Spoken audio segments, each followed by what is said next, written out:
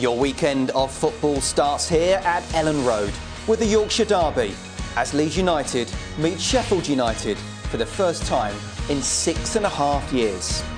Last Saturday's impressive victory over Bristol City ended a run of 3 straight defeats for Thomas Christensen's side, and hopes are high amongst the fans and the players that are now back to the sort of form that saw them lead the Sky Bet Championship in September. But that win at Ashton Gate was the first time this season they've beaten a side in the current top 10.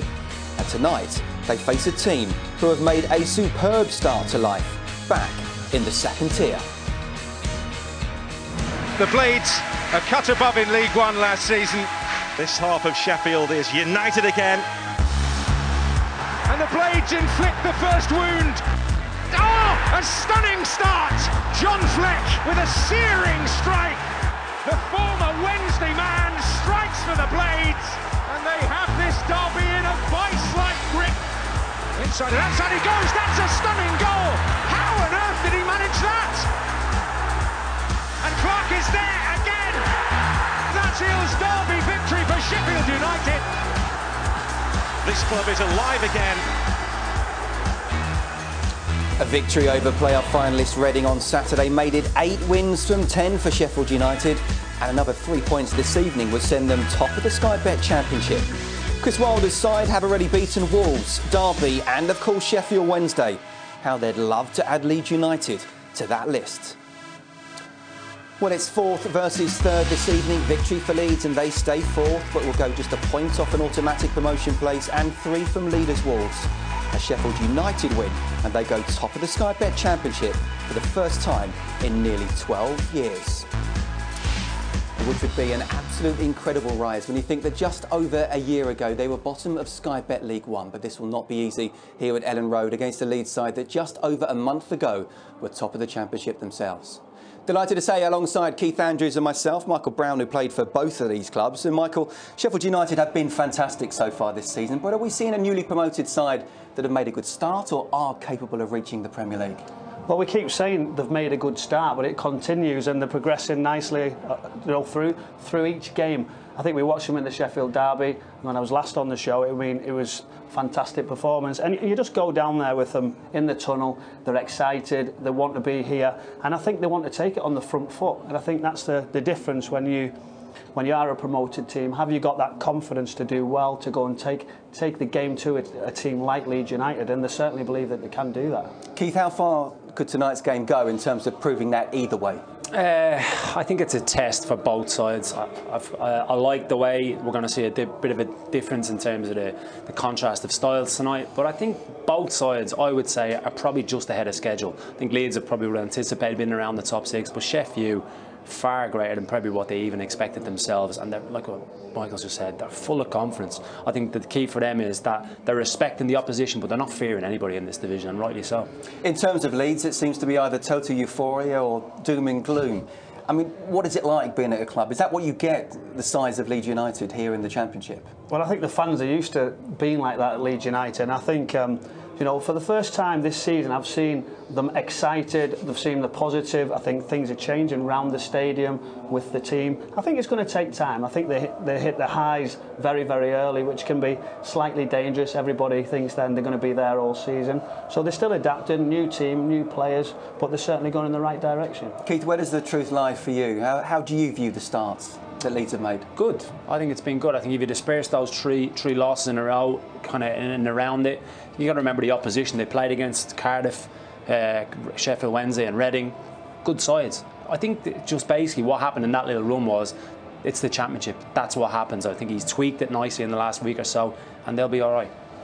Well, Andy Hinchcliffe is part of our commentary team. He's got the team news. Andy, what with Leeds United back to winning ways, and of course Sheffield United having the chance of going top of the Championship, we're for some game, aren't we?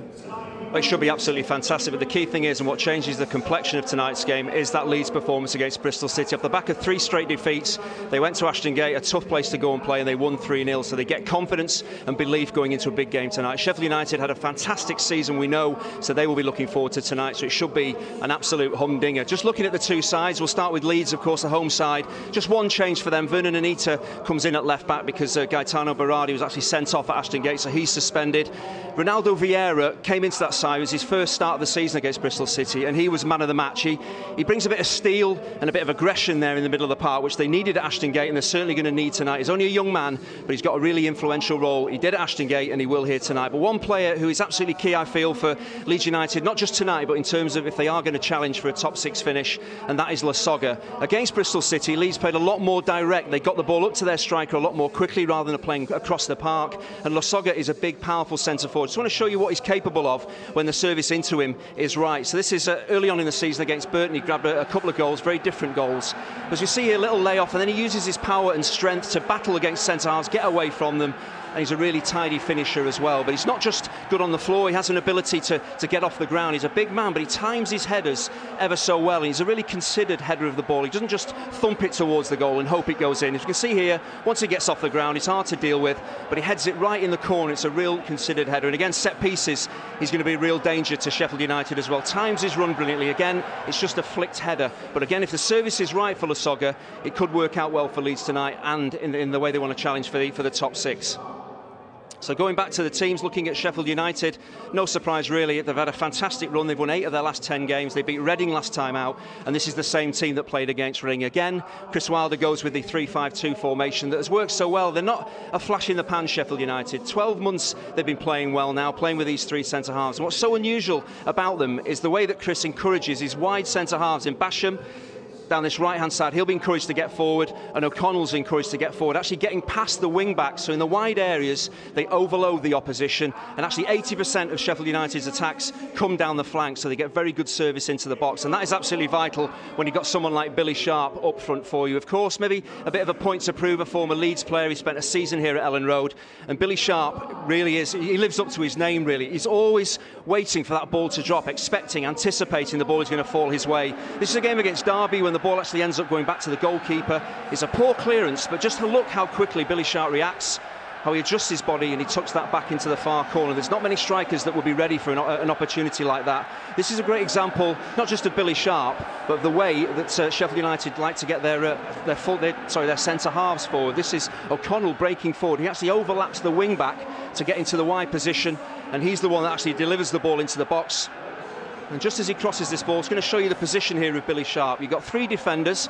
A lot of them are watching the ball. Look at Billy Sharp. He's not got himself attached to any of the defenders. He's found space for himself in a really congested area. And no surprise, he anticipates the ball in, and he finishes it quite brilliantly.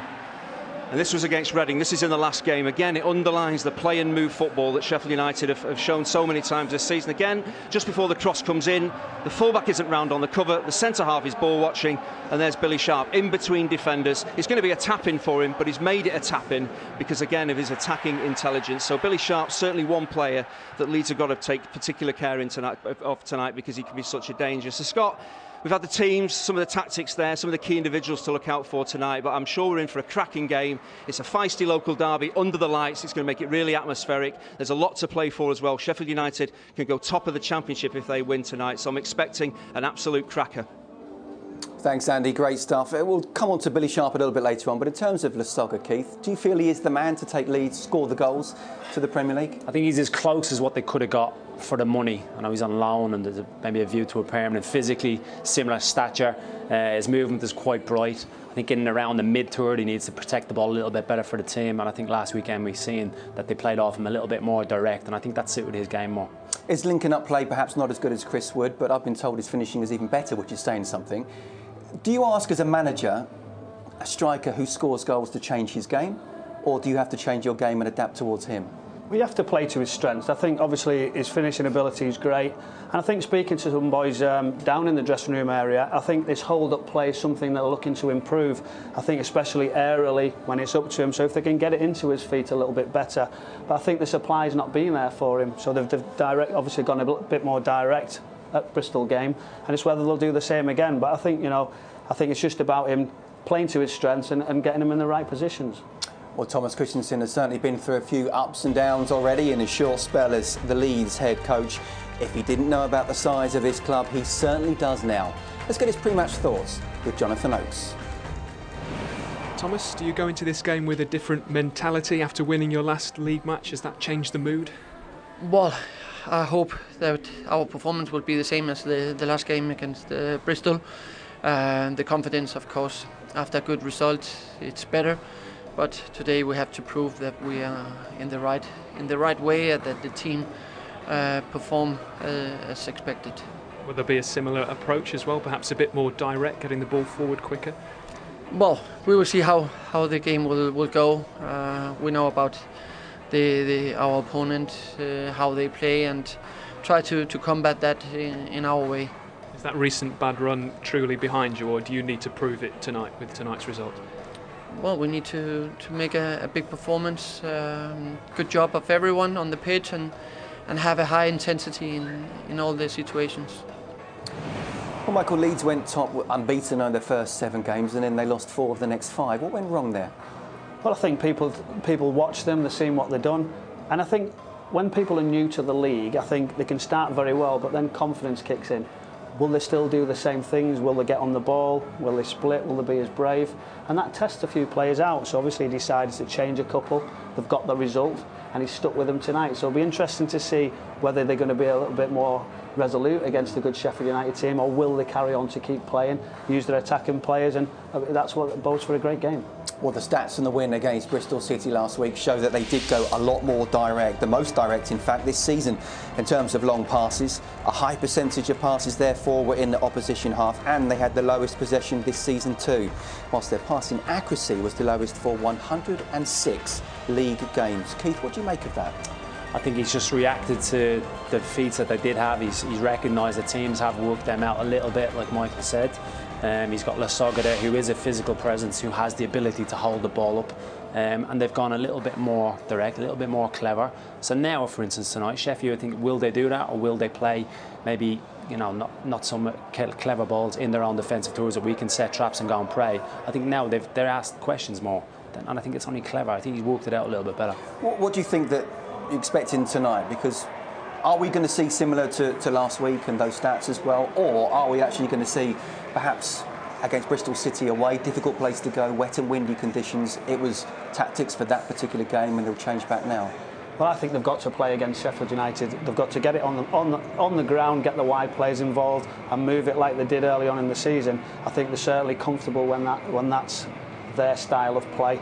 I think for Sheffield United, though, I think they're going to come really strong, press them very, very high and very quickly, and test them out early doors with a couple of tackles. And you see Chris and you see the lads down there, they're certainly going to make this into a derby game very early. And just on Thomas Christensen as well, he dropped fans' favourite Pontus Jansson, he dropped the summer signing Felix Wilveld in goal.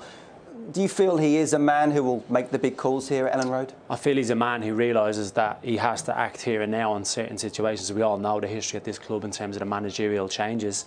Rob Green leaving in the summer, he hasn't been afraid to challenge senior pros and tweak things, and even in midfield, which we'll get on, to make big decisions. Well, let's talk about Ronaldo Vieira. Andy mentioned him there as well. First start in the Championship last week. Lee Johnson even singled him out for praise afterwards. What does he bring to the side?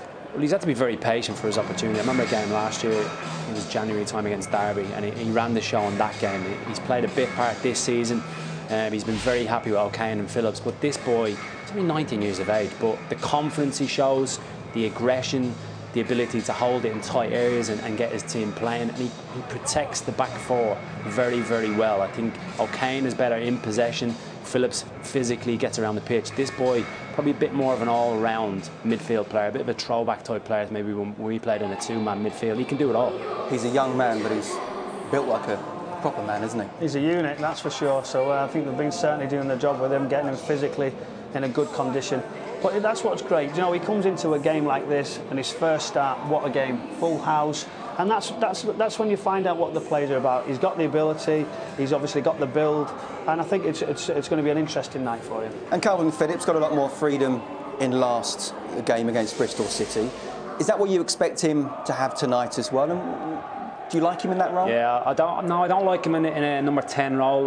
For that three-man midfield, I think there needs to be a holder and two box-to-box types. So last weekend, it was more or less he was a 10, had licence to get beyond Listien. I think he's better being the box-to-box. I think if you're playing direct to Listien, he can run off that. But I'm not quite sure yet in his career he's as good receiving it with his back to play. It's a different skill requirement. But I am a big fan of his. I think he's a very bright player. And Samuel Say's been one of Leeds' standout players so far, playing in that number 10. Out wide last week, you expect him in a similar role, and how does he suit that role?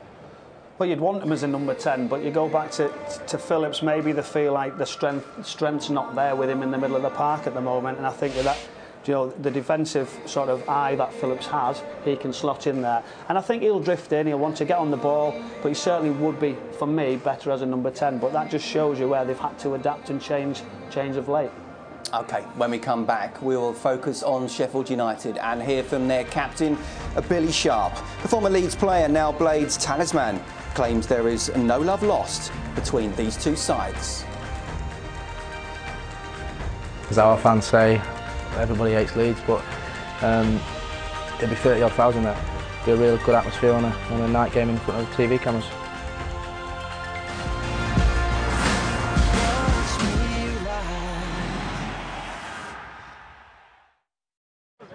Screwfix sponsors Sky Sports coverage of the English Football League.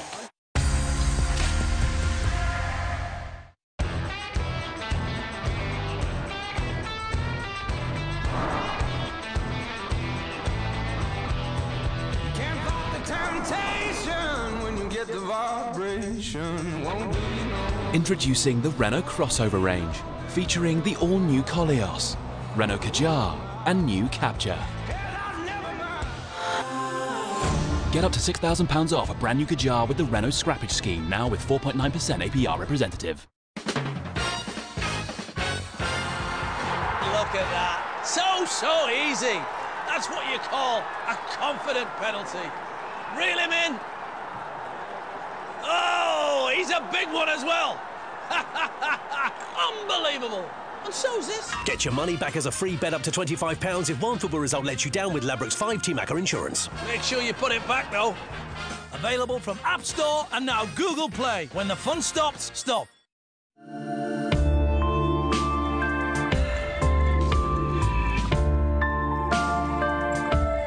Take your coffee experience to new heights. Introducing Virtuo, the new Nespresso coffee system. For a full-bodied, large cup with a generous crema. New Virtuo. Coffee redefined. Nespresso. What else? Right now at Homebase, we're all about amazing autumn value. Like 3 for 2 on Crown coloured emulsion. But hurry, offer ends Monday. This heavy-duty storage box, just £7.94. And this Sovereign Garden blower vac, now £22. Homebase, always low prices. Oh, shit. I got this. Can everybody go to the side of the road? No! Come on! What do I have to do?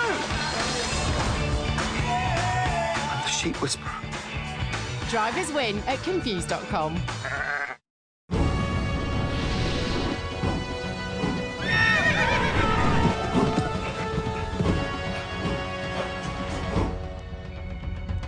And all because the lady loves Cadbury Milk Tray. Now you could join the Milk Tray Man on your own mission.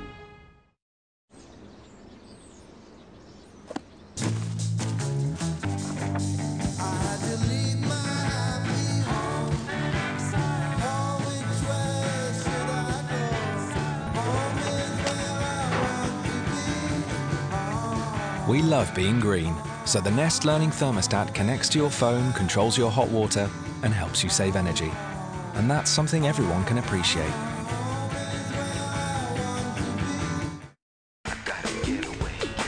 Earn points by paying for your holiday with the Preferred Rewards Gold Card.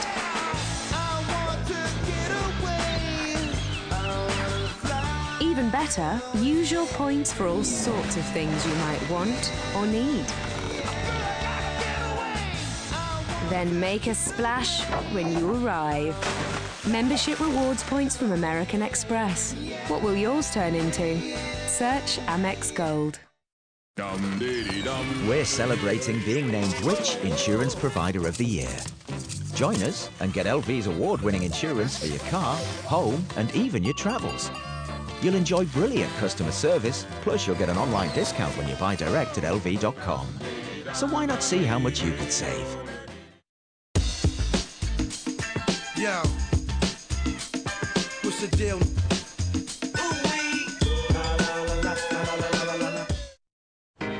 Super cool girl, aspirational friends, lifestyle ad with Bud Light at the end. Marketing gimmick, hot women, hot men, giving the rabbits an 8 out of 10. Fresh, smooth, lighthearted beer for a try-hard world. Don't overthink it, just watch it swirl. Follow your heart, ooh, those pants look quite tight. Drink with your face and keep it Bud Light. Don't miss our biggest dedicated collection of animated movies ever. Available now on Sky Cinema Animation. Screwfix sponsors Sky Sports coverage of the English Football League.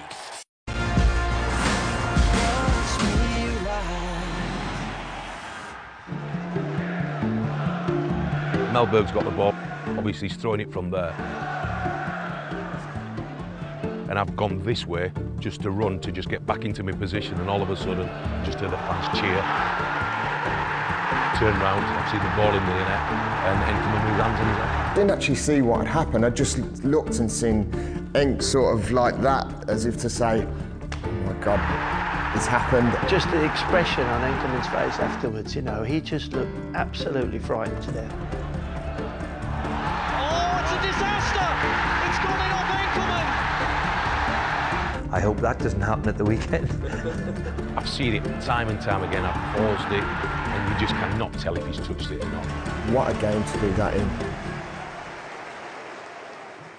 An iconic moment, wasn't it? But whether Birmingham Aston Villa was in the Premier League or the Championship, it would still be a massive game in this division. You can hear some of the stories from players involved down the years in the Second City Derby documentary. It's on at 10:15 tonight and also on demand. The game itself is Sunday from 11:30, Sky Sports Football. And the EFL podcast is available to download. Birmingham's Paul Robinson joins David Prutton and Don Goodman. Well, we have a derby this evening, a Yorkshire one from Ellen Road. West meets South, Leeds United, Sheffield United.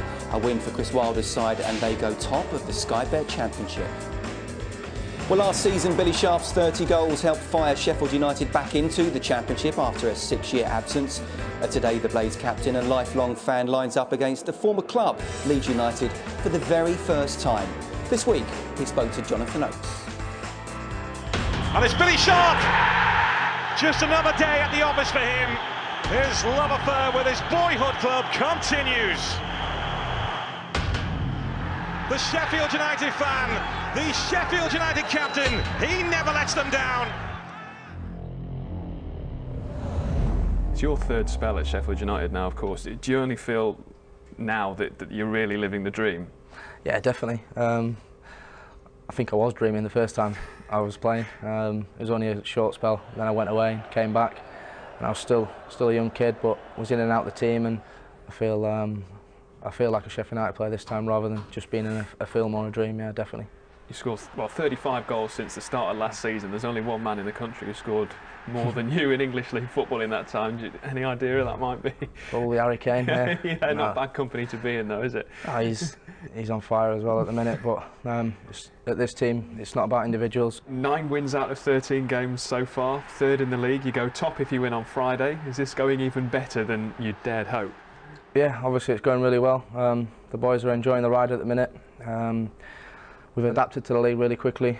The lads who have come in they've really done well when they've had their chance as well. Leeds to come on Friday. It's the first time you've been back there since leaving them. Do you feel that perhaps they never really saw the best of you? Yeah, I don't think they did see the best of me, but I don't think I've got a point to prove now. But I'll enjoy going back there. I like playing against my old clubs. It's going to be a brilliant Yorkshire derby, and I'm looking forward to it. And if you score at Leeds, will you celebrate? Yeah, of course. Sheffield United player now. It's my job, and I will celebrate. Yeah, as long as it's a goal that we're in front of. Coming up against a big mate of yours in Liam Cooper as well, opposing captains, and you'll be directly in competition with each other. What will that be like? Yeah, we spoke earlier on in the week. I'll not speak to him now until after the game, but I'm looking forward to it. We've said it'd be nice if we were both to lead the teams out and do battle against each other. He's a very good player and a good friend as well. Obviously the big rivalry around here is between Sheffield United and Sheffield Wednesday, but is there some heat in this rivalry as well between Sheffield United and Leeds? Yeah, definitely. As our fans say, everybody hates Leeds, but there'll be 30-odd thousand there, so the atmosphere will be electric, and it is a good place to play football. When you came up against Sheffield Wednesday recently, is that like for you, watching from the bench? I mean, should you have ever been on the bench at all for that game? I begged the gaffer just to be involved. Just the second best feeling, other than playing against them, to watch the lads do what they did against the enemy, as you like. It was good and fun to watch. Nice to get one back on them. In the school playgrounds, it was nice to be able to give some stick back to the parents rather than giving me. The fact that you're a Sheffield United fan and the manager as well, does all this mean all the more to you two, do you think? I don't know. Everybody knows the gaffer is a massive blade, and so am I, but I've tried to install it into the lads in the changing room as well. The people who live in Sheffield, I've always said to them, you know, I reckon you'll end up staying living here. Yeah, people are signing new contracts to stay here longer, and it's got a real good buzz about the dressing room and about the club at the minute. What has the manager done to take the club to the next level? Because Sheffield United were kicking around League One for far too long, 6 seasons. What's he done to really get this club moving again? We made it clear to the lads last year what he wanted, and it was just about habits, doing them every single day to your best of your ability, and if you didn't do that, he'd make sure you knew about it. And the manager's been linked with jobs in the Premier League. I suppose it's inevitable, really. What would you say to him about leaving Sheffield United? Obviously, I don't want him to do it.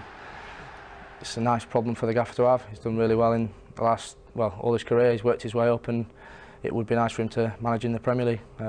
Be even better to do it with Sheffield United, but he'll be making the decision at the end of the day, but I think I know what he'll do. Well, Chris Wilder and Billy Sharp loving life in the Championship with the club they support, but this shows how good a finisher Sharp has been. Just 4 goals short now of 200 since the turn of the century. Only 3 players have scored more in that time, and of all of those players there, none have a better strike rate than the Sheffield United captain. Michael, just how would you describe him? Well, I think first and foremost, I think Sheffield United is his club. He's found it being home. I think the manager trusts him. He's got a good relationship with him. I think I had that with Neil Warnock when I was there, and I think they've got that together. They have a beer together. They get on very, very, very well. And I think Billy's quality's finally come through. He's scoring the goals. I mean, his record there is sensational. But he's extremely, extremely confident. I think he believes in his team. I just spoke to him down there, and I think he's looking forward to it. And I think they're not frightened of anybody. They're going to take it on like they have every other game. And it's great to see that. And I think Billy's got the eyes and ears for the manager in the dressing room, and I think he controls it, keeps them at it. I think he certainly he has a fantastic role for them. He's not sure about it, Keith, but how much does him being a fan, the manager being a fan, and the co-owner being a fan play a part in his success? I can understand why they downplay it, but I think it's very, very evident that it is important. I think players that come into the dressing room, new signings, the recruitment's been good in terms of getting the right type of player in the building. It used to do my head in when I was at Wolves as a young player, young pro, when journeyman pro would come in and dip out and live 2 hours away. I think he really drills it into them, and I think sometimes team spirit is forced. We've all been in dressing rooms where we're trying to make things happen. This is genuine what they've got going here. Well, Chris Wilder has been a success, but practically everywhere he's gone. Promotion with Oxford back in 2010 to the Football League, then back-to-back promotions, firstly with Northampton from League Two, and Sheffield United, of course, last season.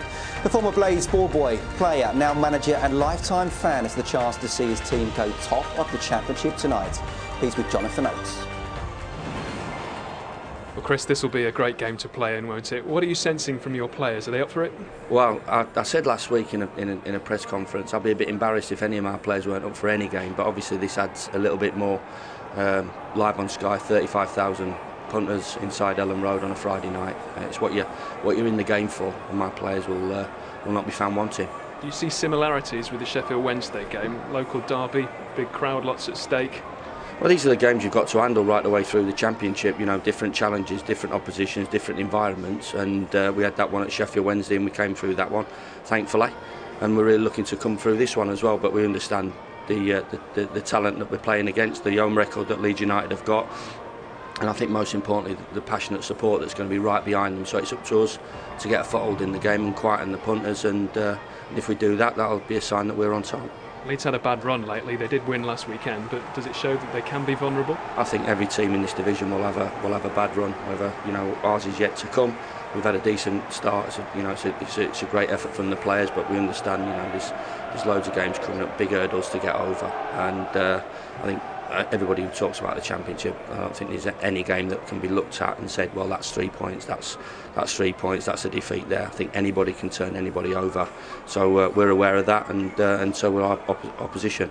If you can win tonight, you will go top of the Championship. Would that prove you are genuine promotion contenders? Well, listen, it's 3 points, and it shows that we've won more games than anybody else in this division. So we're not going to turn us back on that. We're not going to turn us back on the position that we're in at the moment. The players have adapted fantastically well.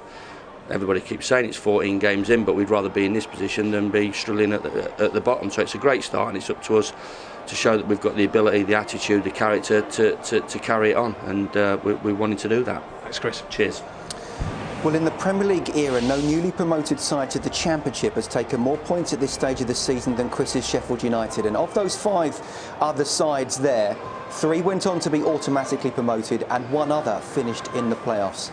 Keith, long way to go, but what has been the key to their good starts? The togetherness, the aggression in which they play, the momentum they've brought from League One, the manager right at the forefront of that. We were just speaking off camera now. He looks like he wants to play that game, Chris Waller. He's that buzzing for it. I think he's instilled that much confidence in this group that they are more than capable to take on anybody in this division. And I think so far they've been sensational, I really do. Michael, how impressed have you been with the way they've attacked the Championship? Very, very impressed. It's a fantastic team, and that's first and foremost. And I think when they're playing there, I think each other covers for every other person on the football pitch, and the togetherness is fantastic. And for me, how they've done it, how they've actually not sat back and actually wanted to go and win games. And I think Chris was actually quoted in saying they don't go out other than to win the game, which is extremely rare these days for a newly promoted team.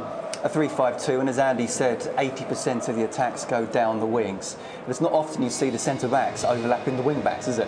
The only time I've seen it in and around this area is Bristol City a few years. Steve Cotter's team used to do it, but it's so positive. I think at times, we've spoke about Leeds, maybe teams working them out, how will they be able to sustain that? Will they be conservative at times? But you've got full-backs going, with centre-halves going, and you've got 2 strikers up front, one of them can spin into the channel. They've got so many different options, and it's refreshing to see a style of football like that. And how impressed have you been with Enda Stevens, a summer signing from Portsmouth, with a step up from League 2 to the Championship? It's always difficult. I mean, to actually take that step as he has is, it's full credit to him. But I think it's the coaching staff as well. I think, the signings have been good, especially since Chris took charge. I think they're growing the squad. We were just looking there with their bench, and people have left at home and people to still come in.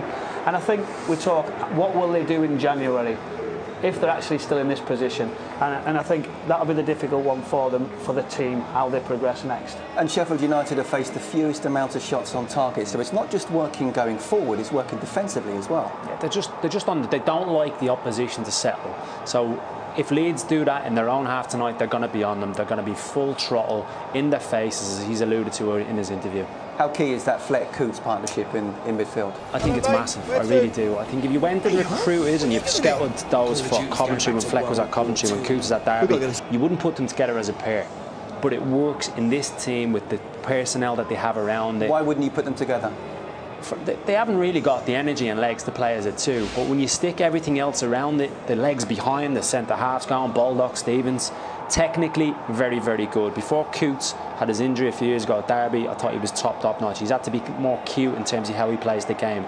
Those 2 have the ability to dictate the tempo, the pace of the game. They can go short, they can manipulate the ball, take the sting out of the game, equally have a long pass in the locker. How do you see those 2 as a midfield 2?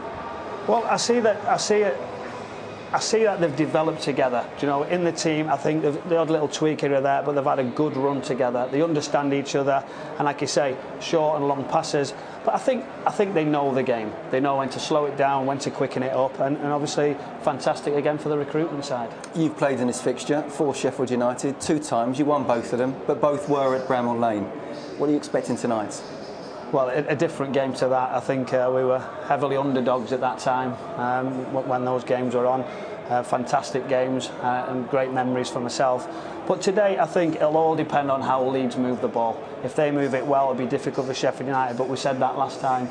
It's Sheffield Wednesday, but I think, you know, I think it'll be an interesting game. Keith, how do you see it? Will Sheffield United go top tonight? I think they can do it, and I think very much depends on what way Leeds approach the game. If they play similar to the way they play against Bristol City, then I think they can get a result, no question about it. But if they play a little bit tippy-tappy, a little bit predictable in their defensive third, it's going to play right into Sheffield's hands. It should be a fascinating game tonight. Sheffield United have the chance to go top of the Sky Bet Championship, but this is Ellen Road and they face Leeds United. A Yorkshire derby comes next.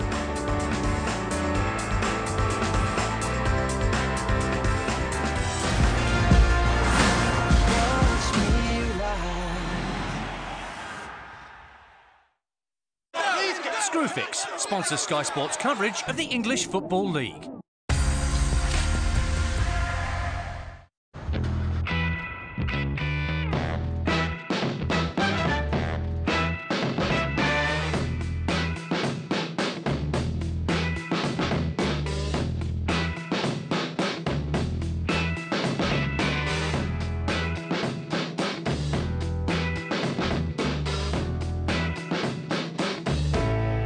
Say yes to the city. Lexus CT Hybrid. Experience amazing. Unbelievable. Too right. You gotta love these backweight boosts. Big enhanced prices every day. Why? Well, why not? How could you possibly resist these great odds? Do something. I will. These odds are far too good to turn down. Hurry! You don't need to ask me twice. Done. I've got a good feeling about this. For the love of the game. Betway. At Argos, there's nothing to pay for 6 months every time you spend £99 or more on the Argos card. That's 6 months of box set binges on these Samsung Smart TVs, staying daisy fresh with these Indesit washing machines, pampering for parties with all these Babyliss beauty products, up all night gaming on the latest PS4, and entertaining the kids with all these Lego toys without paying a penny. Buy it today, pay nothing until April 2018 with the Argos card. Go Argos. We're celebrating being named which Insurance Provider of the Year. Join us and get LV's award-winning insurance for your car, home, and even your travels. You'll enjoy brilliant customer service, plus you'll get an online discount when you buy direct at lv.com. So why not see how much you could save?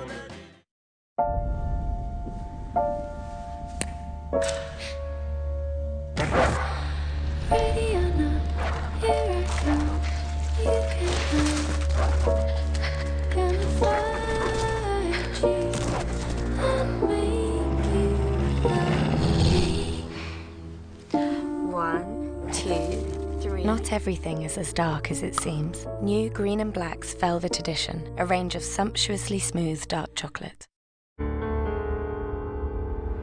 Be one with innovation. And embrace victory. Hangul Tire and Real Madrid. Together as one. Be one with it.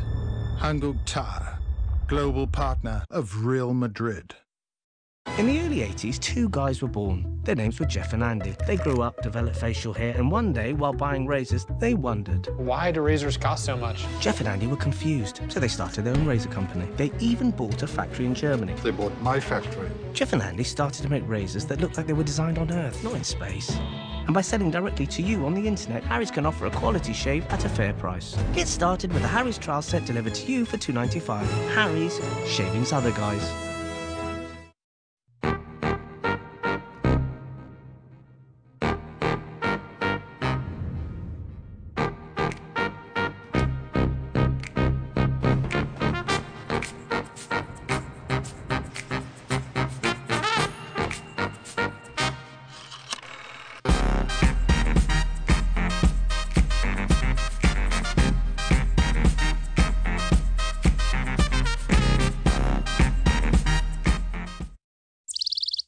that, Mrs. Wren?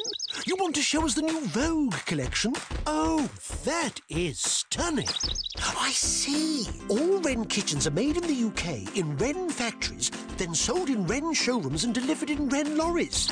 And that cuts out the expensive middlemen, so Wren customers pay less. The new Vogue Autograph collection with worktops and appliances from £91 per month, interest-free. Also, all Wren kitchens are half price plus an extra 20% off. Yo, what's the deal?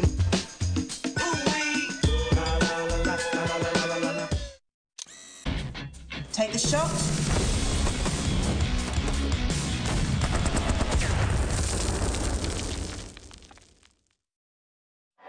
Screwfix sponsors Sky Sports coverage of the English Football League.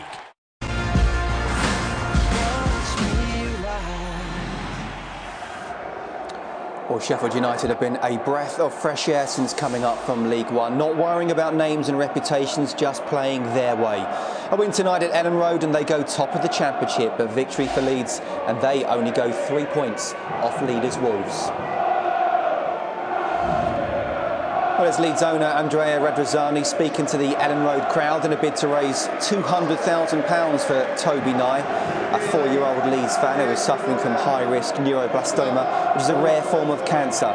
The players and staff here at Leeds have donated a day's salary already to the cause, and we all hope that that target is, of course, reached. Well, it certainly puts things into perspective, doesn't it?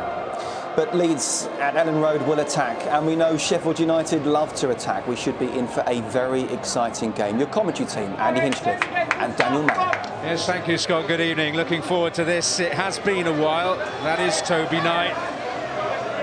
And, well, magnificent gesture from the players and the staff here to donate a day's wages to help his cause. And can only echo Scott's earlier sentiments.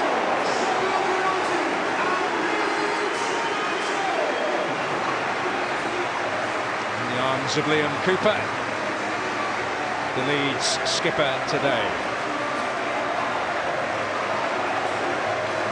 Well, over 6 years since these two met, longer still since they have come together, looking upwards with such optimism.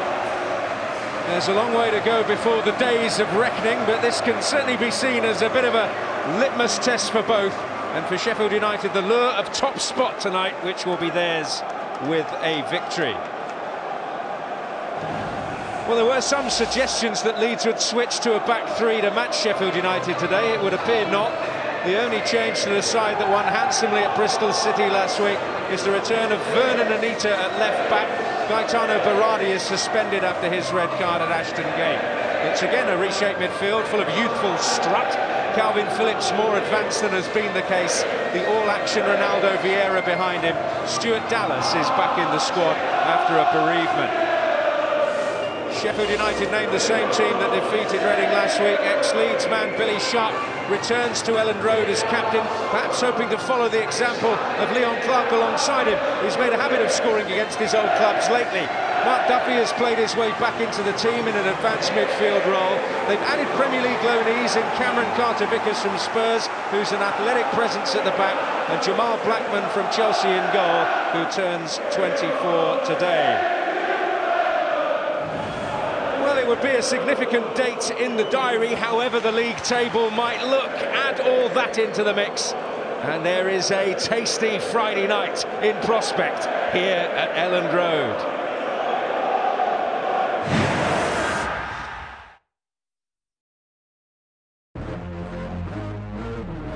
God blimey, how far is it to go to extra and lose in the 92nd minute? It's a long way.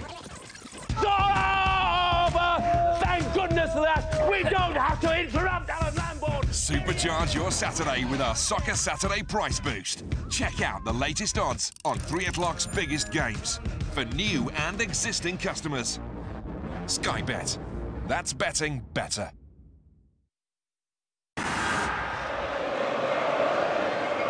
Well, there was a clamour for this man's selection. amongst the Leeds supporters. It was answered and wholly vindicated at Ashton Gate last week, where he ran the show, Andy. Yeah, he was man of the match against Bristol City. In central midfield tonight is a key battleground, and young Ronaldo Vieira plays with both aggression and maturity, and they're both much needed, of course, in a feisty Yorkshire derby. No Championship side attacks more down the flanks than the Blades. Ender Stevens has been a consistent supply line down the left. Sharp and Clark must love having him in the team. His first thought is always to deliver crosses for them. Well, he's discussed the potential intensity of this fixture. He played it in himself. He didn't always have the best of fortunes, but they have already proved their point on that score the other week at Hillsborough, where they really showed they can handle this kind of occasion perfectly. The Thomas Christensen, well, he's delighted to be back on track.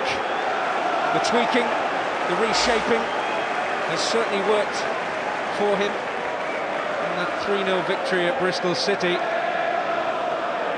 has shown a pragmatic streak, a more direct approach. And they may be posed the more difficult tactical questions here this evening. It'll be interesting to see how they handle them amid what is always a feisty and febrile occasion.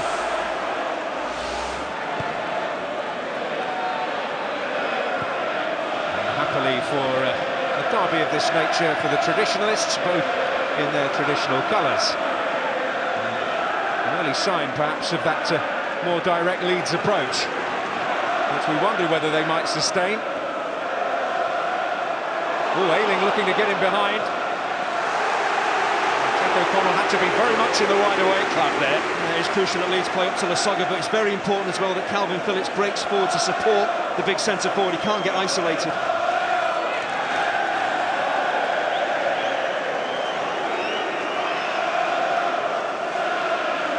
He was tried in this more advanced role by Gary Monk, and it was deemed a failed experiment. He has been told to get more involved at the top end anyway this season, but this more advanced position gives him more chance to do that. Yeah, the goals are starting to flow from him. I do think it's important, though, because he has defensive instincts, and you would expect in periods of the game Sheffield United will be on top, and Phillips will be always willing to drop back and help out with O'Kane and Vieira.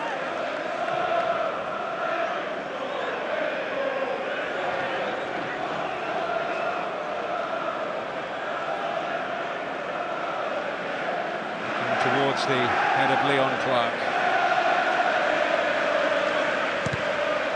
Duffy has certainly faced some stiff competition for his place in the team, but he's winning that battle at the moment, the Scouser. Calvin Phillips given licence to break forward for Leeds United. Mark Duffy, similar kind of role for him tonight, get up and support the front two. Clark with an adroit flick, Duffy's ball, Sharp is there! Well, he has made his mark on his return to Ellen Road. Sharp by name, sharp by nature, and they are delighted. It's a sensational goal, it's sensational link-up play. This is off the training ground, it's great understanding, but Billy Sharp, how many times do you see this? The way he gets away from defenders when play's developing, he doesn't stand and watch. He gets into the most dangerous areas, he gets away from Pennington, away from big centre-halves. He's not the biggest, Billy Sharp, but when you get into positions like this, with the composure that he shows in front of goal, no real celebration from him, but a wonderful start for Sheffield United.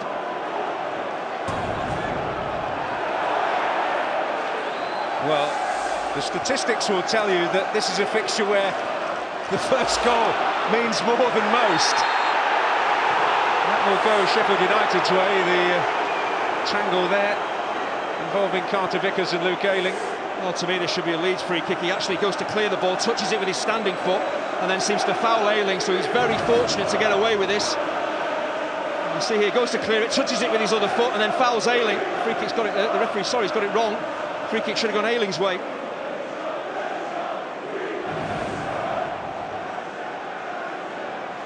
Scott Duncan, he did say he'd go easy on him, Andy, before the game.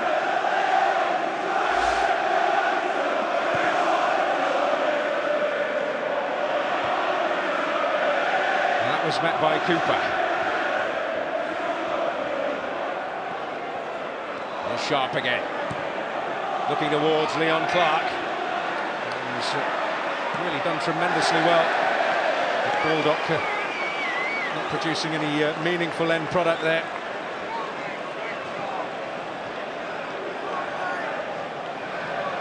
That's a brilliant goal from Sheffield United. I talked about Mark Duffy getting forward and supporting the front two. That's what he does here. Plays off Leon Clark and then he gets his head up, picks out Billy Sharp, who's drifted away far too easily from Pennington. For a centre-half, don't worry about the ball, worry about where it's going to end up, worry about where Billy Sharp is. You don't, and you pick the ball out of your own net.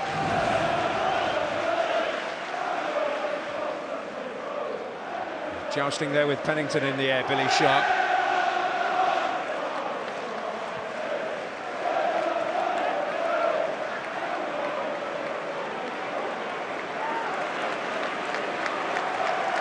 The first goal is absolutely vital to Leeds United.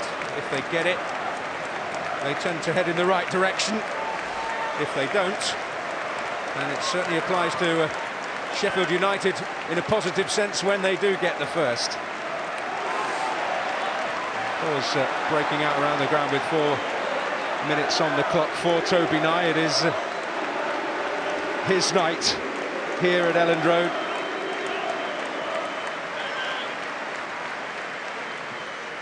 But at this moment, Sheffield United have cause to believe it will be their game.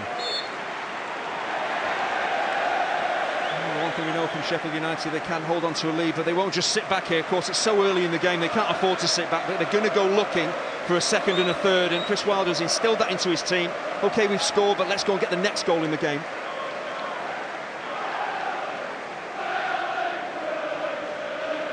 Junan O'Kane. Saiz out on that left-hand side as a result of Phillips' switch to a more advanced position.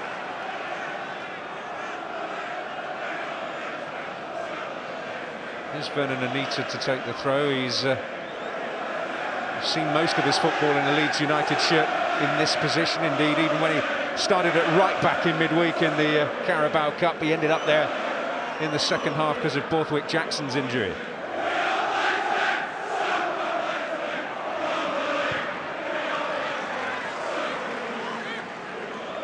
Coots.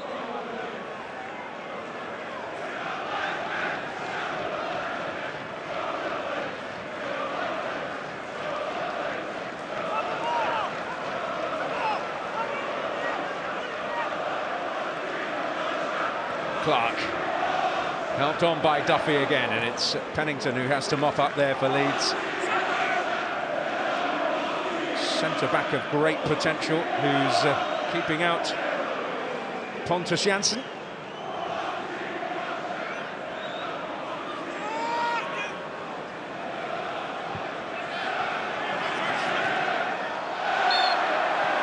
It's a foul on that Saiz.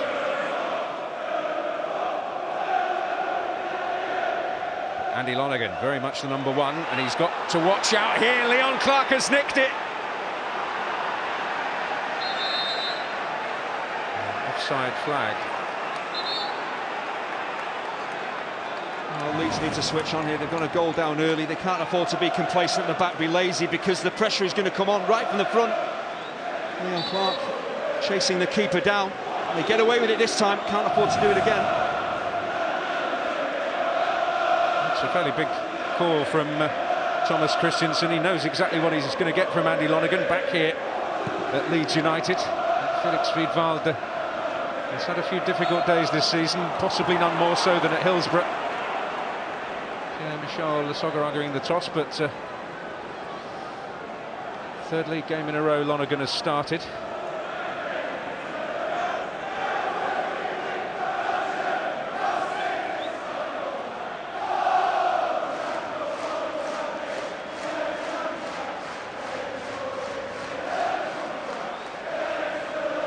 So just a watching brief for Felix Wiedwald.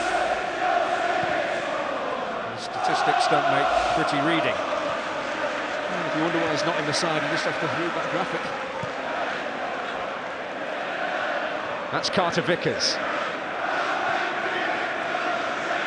Coots. Fleck.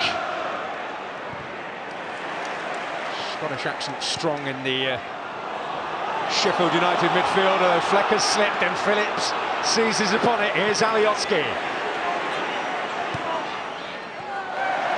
There is Coots as he got himself into a bit of trouble. Well, certainly for the first 15-20 minutes you can't afford to dwell on the ball. A couple of touches, get rid of it. We see Coots there, good defensive position, but dwelling on the ball and close down. The high-octane derby feel is certainly there, but this is promising. Leon Clark was screaming for it on the far side, but here's Sharp. Duffy gets it back.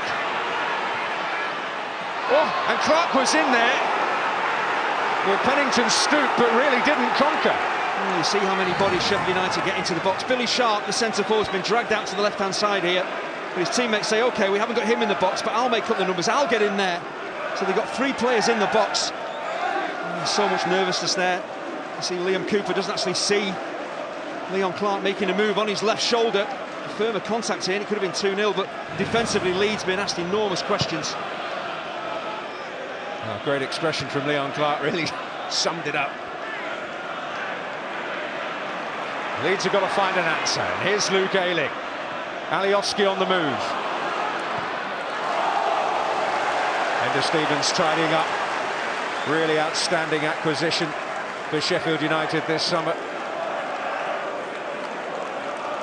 It's not going to be easy for 2 of Leeds' most influential players, Alioski and Saiz, to get heavily involved in the game because of the Sheffield United formation with their wing-backs. When Leeds are in possession, as you can see here, they can get really close to their men. Saiz. Anita moving forward into plenty of wide open space with Saiz having come infield.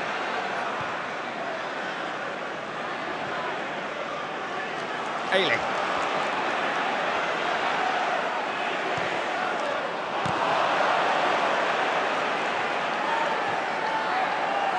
Pennington wins his battle. Shot with a slight push on O'Kane, but it was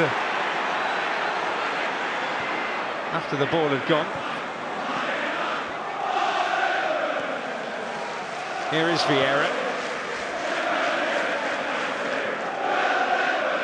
And Ewan O'Kane has certainly stepped out of the shadows this season. A tangle there between Phillips and O'Connell.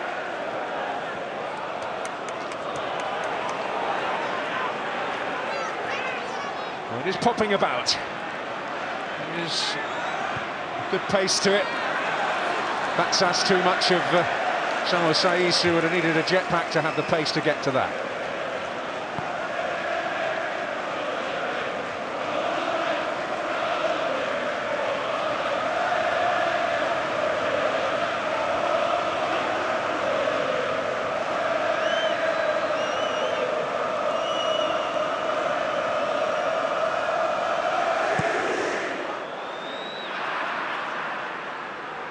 Clark. Now Anita. Baldock making that his. It'll fall the way of Fleck. And O'Connell's on the move. It's a really interesting feature of Sheffield United's game, how far forward he can get. We'll see if it becomes a major feature of this game. It's not a phrase I've used a lot in commentary over the years, overlapping centre-halves, but we certainly see that with Sheffield United.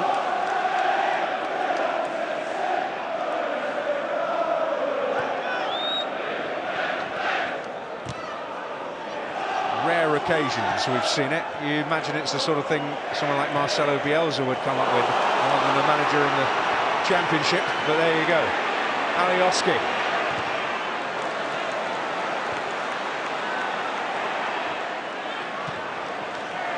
Duffy.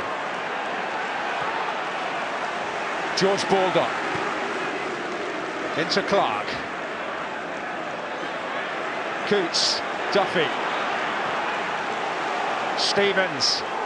Sharp. That's a little, well, he didn't ask too much of Stevens in the end because he was able to win it. It's a really important challenge, covering challenge from Ewan O'Kane, but you can see there the flowing football Sheffield United are capable of, and it's all about understanding consistent team selections. Players knowing each other's moves, but that is a great challenge from O'Kane, just to stop Sheffield United in their tracks. He's made a terrific contribution. He hasn't quite been as heralded as some of the others around him so far this season, but you can see in the creative department he's not doing too badly either.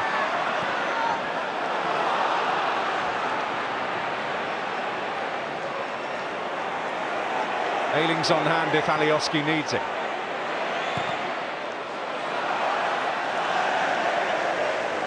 Well, the intention is certainly there to try and pick out Lasogga. Just too much flight on the ball. He's a giant goalkeeper.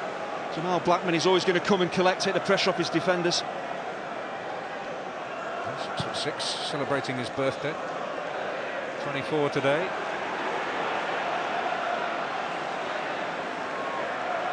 Simon Moore's injuries probably played a bigger role than they expected.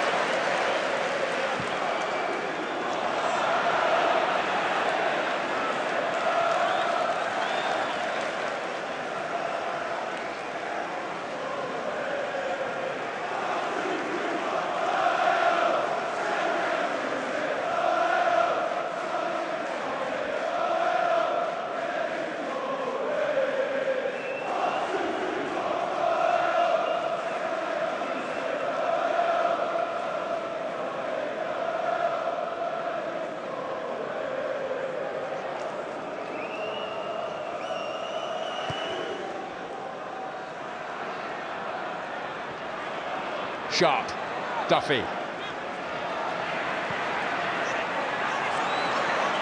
Sharp again. Baldock. Well, Clark won't get there, but it was Ender Stevens arriving from that wing-back position.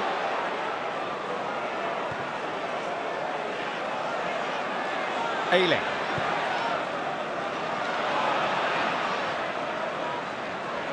And Vieira win his battle there with Coots. Five appreciation from the Sheffield United supporters. You see how dangerous Sheffield United are down the flanks. The weight of the pass from Billy Sharp, just attempt Baldock forward. He could just put his foot through the ball. Just the weight of his cross far too heavy for Leon Clark. But down the flanks, Sheffield United so effective. Here's O'Connor. Coots. A breeze away from Saiz, but no way beyond the barrier of O'Kane and Vieira. Baldock now for Sheffield United. Flex ball. Well, there's certainly one easy way to measure how hard Leeds have found it to make a real attacking impression. It's going to be difficult for him, a lone striker against three centre-halves, but Leeds have to work very hard to get him involved in the game. It's absolutely key. They play to his strengths, get the ball in the box, give him something to attack, but so far, no impact on the game whatsoever.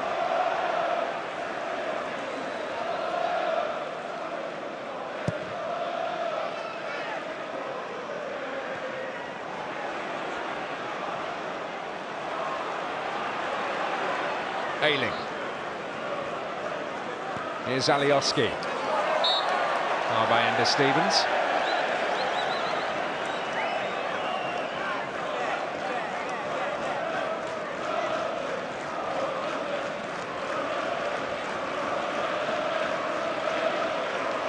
There's just an opportunity for Lasogga to make some kind of impression.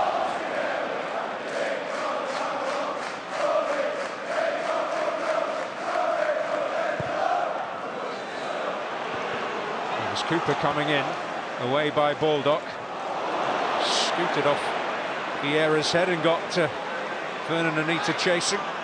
It seems to me Vieira had no idea that Billy Sharp was still high up the field.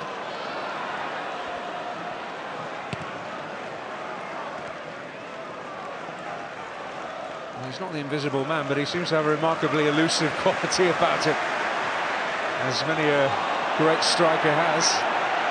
And what Billy Sharp plays on is centre-halves or defenders who ball watch. You see it with Sergio Aguero so many times in between defenders, stepping away from him. He doesn't get drawn towards the ball, he lets defenders watch the ball, and he gets into the most important positions in and around the 6-yard box. That's why he scores so many simple-looking goals.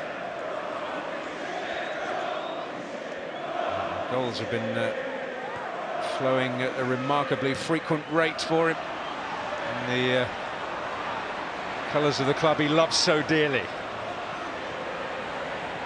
Up now to Alioski. Nico Howson, the man on the spot, the assistant referee, helping referee Scott Duncan out with that decision. It's going to be a good contest, Stevens against Alioski. He's had a few nibbles already. He's clever here. Alioski just draws Ender Stevens in, takes the ball past him. There's some contact. It is a foul, but he's got to be careful if he gets booked, Stevens. It's going to be a very long evening for him. He's asking the question, should there have been a card? It's probably not for that. It's not like that one challenge, but there's been 2 or 3. Just nibble at the heels from Stevens, and that's what the Leeds coach is saying to the 4th official. Graham Salisbury articulating the case against.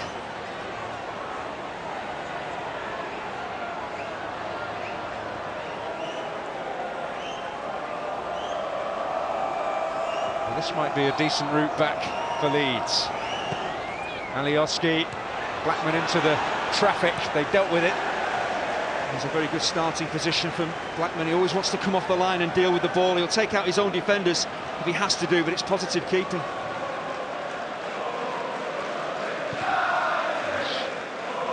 A lot of years ahead of him in this trade. Harrying from Duffy. That harrying has paid off.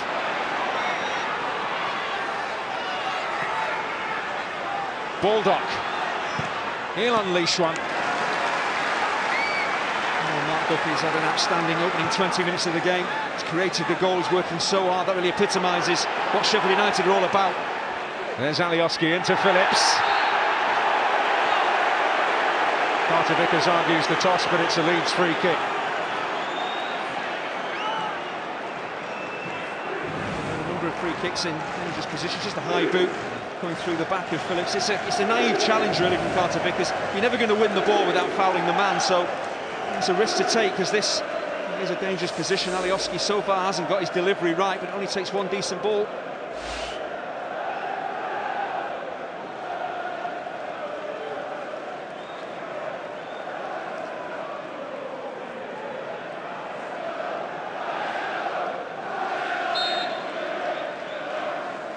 Hanging back here. He's after it, but Blackman able to grab it with relative ease.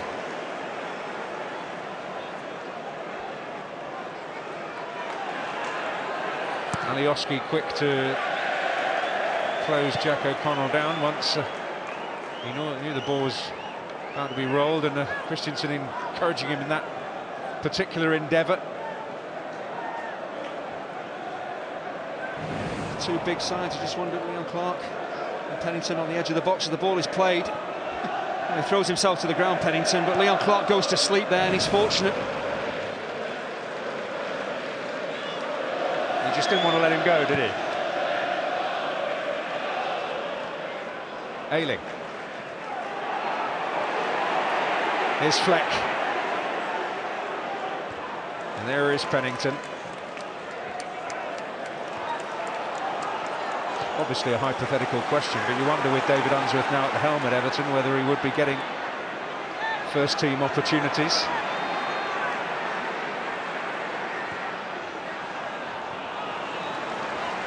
They'll be closer to them. Fleck. Ayling. Try and really ignite things for Leeds, but Leon Clark tracking back to win it. Stevens, good play. Alioski absolutely making that his. We talked about Sheffield United playing as a team, defenders breaking forward, attackers getting back and helping the team out, and Leon Clark, great example of it there.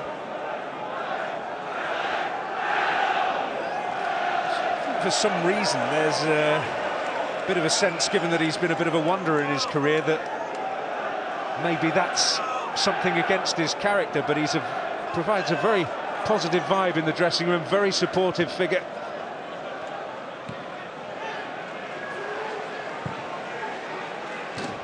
He's certainly made some very important contributions in front of goal, tending to come against his old clubs this season. Well, he is a big target man, obviously, but he's fairly mobile as well. You look at Lasogga, I do believe that Clark will cover more ground than Lasogga, and Michael, even though you're a big striker, you can't just stand there and expect the ball to find you. You've got to be on the move.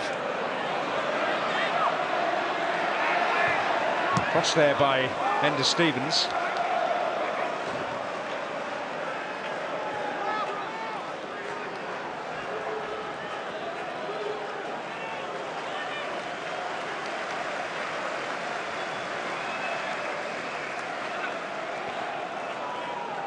Here's Duffy.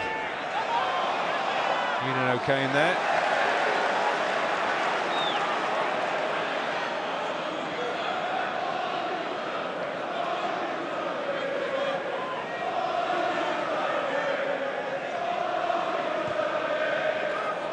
Well, Leeds are starting to get a foothold in the game. The problem is, Sheffield United, even with less possession, they've got more creative players. There's more players who can score goals than we've seen so far on this Leeds side. Here's Anita. In now to Lasogga. Ayling. Union O'Kane.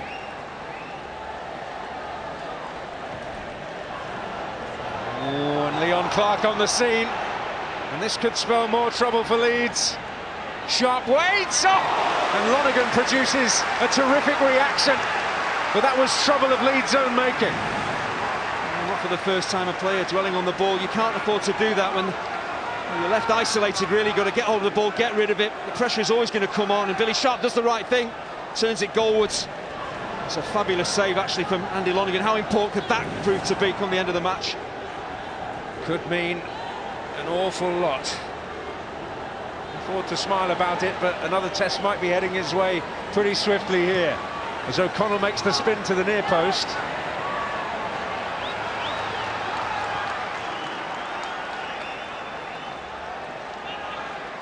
Terrific bit of goalkeeping, and maybe a crucial one. Yeah, it's a brilliant save, but again, you can see the two fullbacks for Leeds are pushed on, so the centre-halves are isolated, so get rid of the ball, you're going to be under pressure.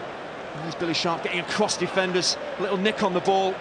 He's coming at the keeper so quickly, it's close to him, but it's the pace on the ball which makes it a very difficult save, and it's a brilliant one. The keeper found himself backpedaling a touch, but able to get there. Here's Lasogga. Basham making that his. Looking here for Sharp.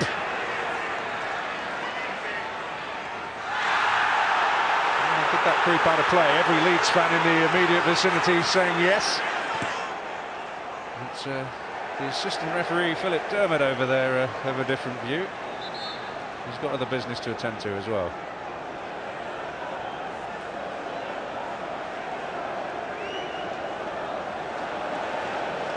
Well, trying to turn possession into some kind of goal threat.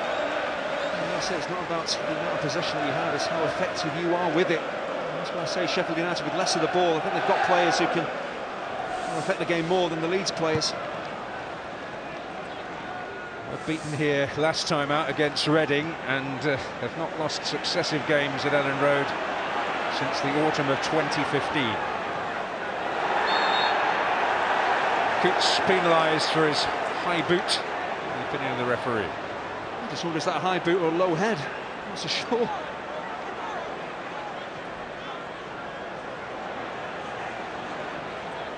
Pennington. Ayling.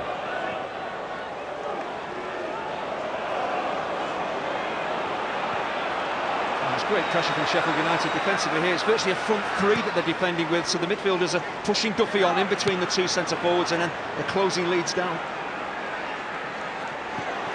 Baldock getting away from Anita, not ultimately getting away from Cooper. That has given them something to build upon. Duffy.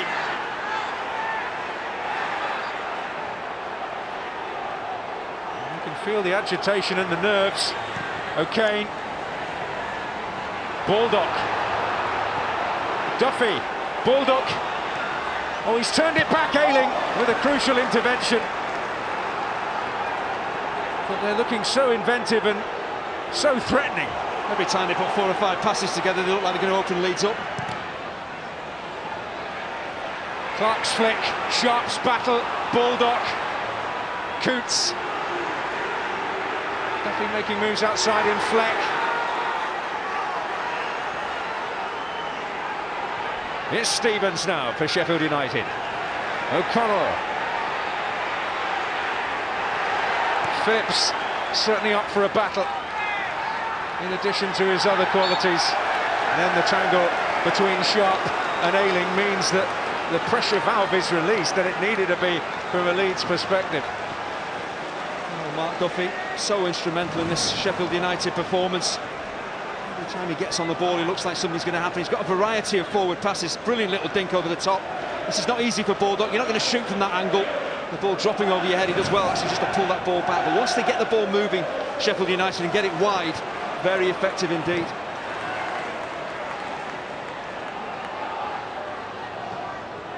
Duffy was quickly on the scene. Ayling had virtually no time on the ball there. Baldock an important influence.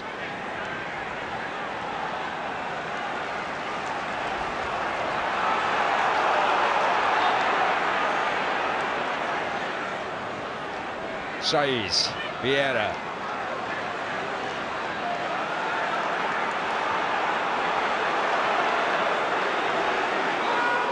Again the pressure.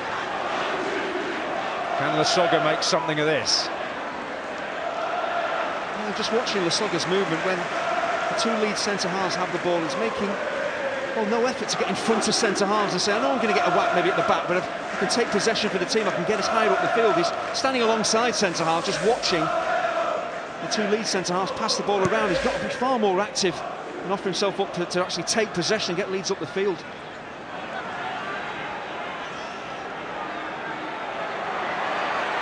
Well, Vieira really attempting there to impose himself, but Sheffield United have a free kick. Moving ball.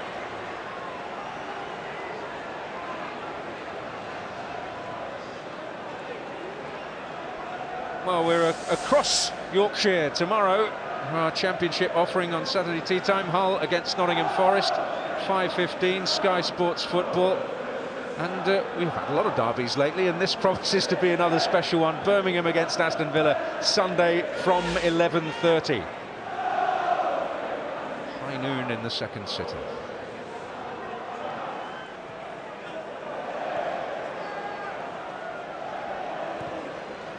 Duffy again, looking for Baldock here and finding, but just strayed a fraction offside.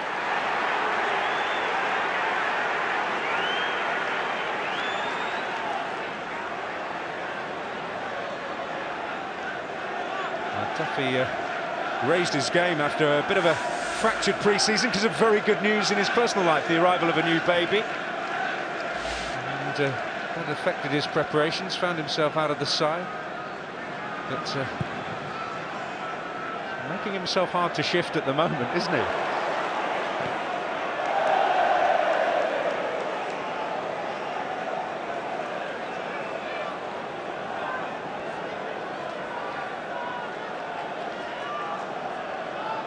Well, he said this was a crucial night. Sheffield United with the opportunity to move 7 points clear of them, and that's a considerable gap at this point of the season, and would be a clear indicator of their ability to go beyond the top 6, I suppose, which is the main goal in their focus. O'Kane, Ayling. Saiz is on his bike. Over on the far side is Vieira. Now Anita.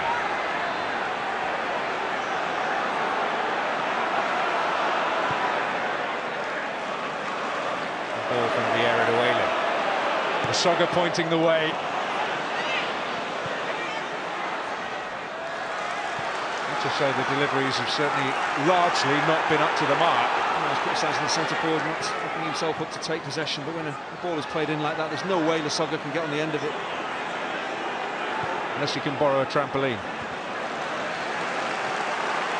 Are you allowed to take a trampoline onto a football pitch? I'll have to check the rules. There's no law against it, I don't think. No one's thought of that. Here's Saiz. Listien doesn't get there. Oh, Phillips! Tremendous goal! And Leeds have found an answer. And it's a man who's come of age this season, who has found a route back into the game for them. Calvin Phillips.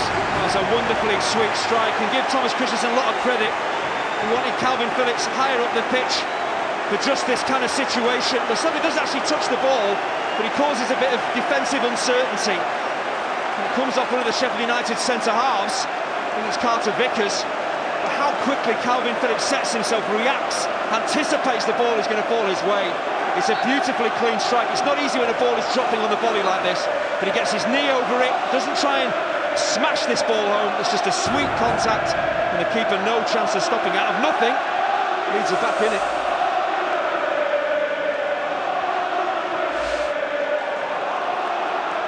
Well, now feeling a little bit of heat, although Basham able to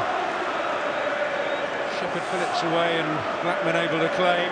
But a flash of impressive technique sometimes is all it takes.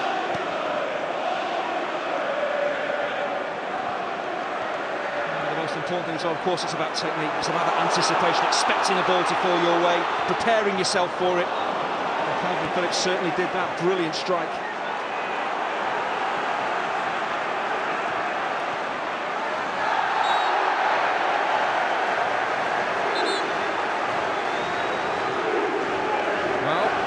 Fair to say it's warming up very nicely.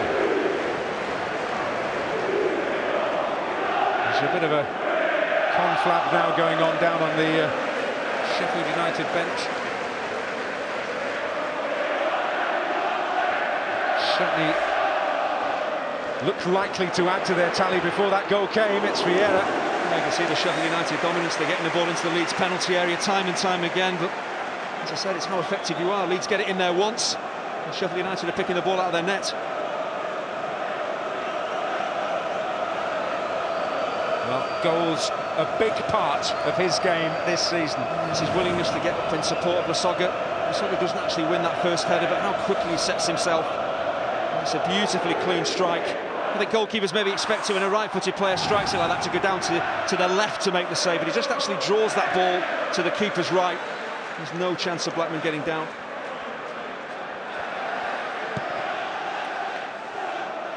Well, we'll see what effect that has on Sheffield United.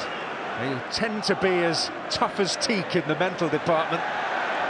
Setbacks are things they can shrug off, but, well, that's a different sport. Carter Vickers and Listien. But that's what Listien has to do. He has to start bullying centre-halves. You don't necessarily get the ball, but get a free kick high up the field.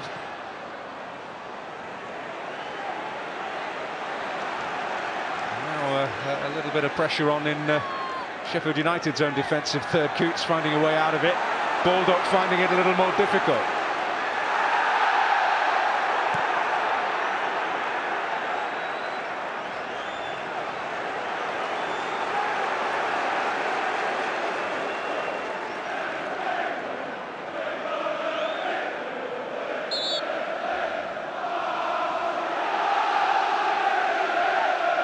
Ellen Road once again filled with Leeds voices.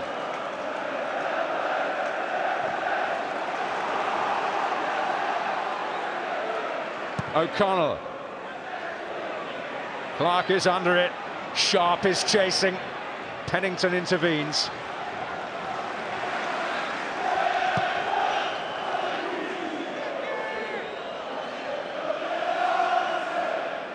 Vieira.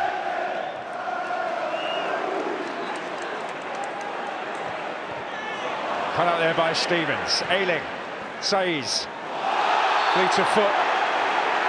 And Coots felt he bought that free kick. Oh, is there any contact there? The way he goes diving to the turf, you feel his legs have been taken away from him. Was there any contact? Very, very little.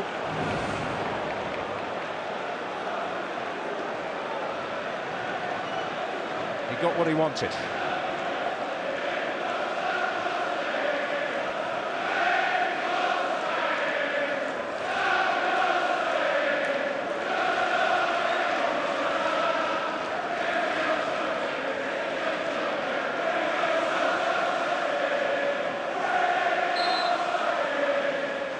Again, Lasogga taking up that station at the back. Cooper span, but long before the ball had come. In the end, whatever the plan was, it didn't come off. Well, this save from Andy Lonergan has added value now, doesn't it? I said at the time just how important this proved to be. A brilliant, instinctive, reactive save from Lonergan. Make sure it doesn't go 2-0 Sheffield United. And this is how important it was. As Calvin Phillips, his volley, it's a superb volley, draws Leeds level.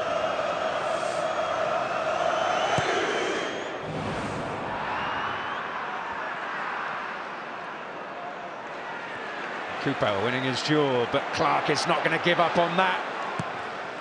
Sniff of an opportunity, and he's after it. Fleck. Stevens. Alioski's role defensively, very significant one. He is a player who has played as a fullback, or certainly a wing-back.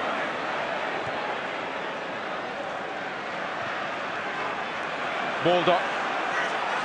Basham outside him. Duffy. The shot. The flag up. He found himself in a little bit of space between centre-backs again. Well, that is the worrying thing again. Of course, he's offside, so the defence will say we've done our job. But that ability is not the biggest. He's going to jump above Pennington and head it home, but he just has that knack of getting in between defenders time and again. Just been a little tweak from Leeds United. Calvin Phillips is playing more out on that left-hand side now, and Saiz has come to play probably his more favoured position as a number 10. And a position in which he's performed very impressively at times this season, more often than not, for Leeds.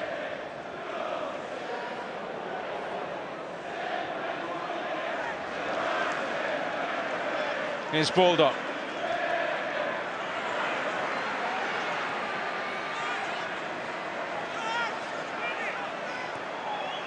Duffy.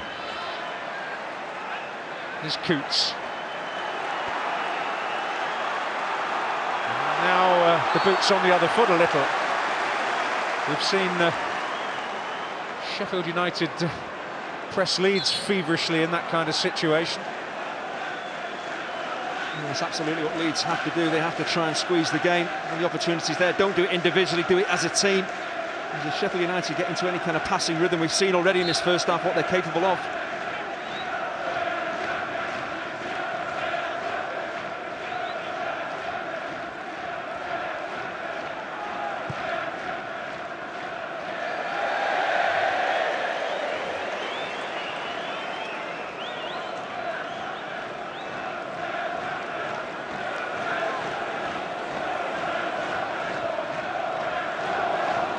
Saiz and forward by Carter-Vickers. Pennington gets it away. Duffy. Pennington again.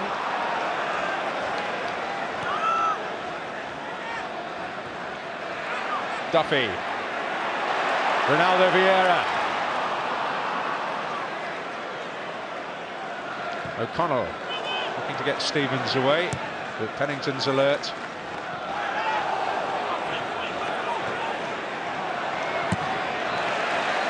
Pennington making that his, and there's a chase on here. Lasogga and Carter-Vickers. And Carter-Vickers taking no chance. Alioski. Vieira.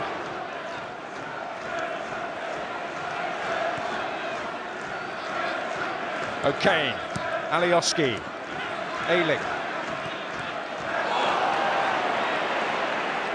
Falls down and falls to the feet of Coots. And Clark clipped by Pennington, and the free kick is going to be given. Well, if it was intentional from Matt Pennington, it was a daft challenge because Cooper is round on the cover. He's always going to get to the ball, and there's no need for Pennington to clip his man.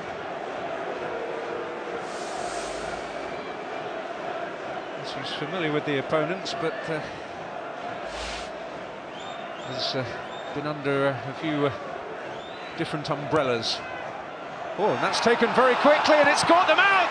And Sharp didn't catch out Andy Lonergan.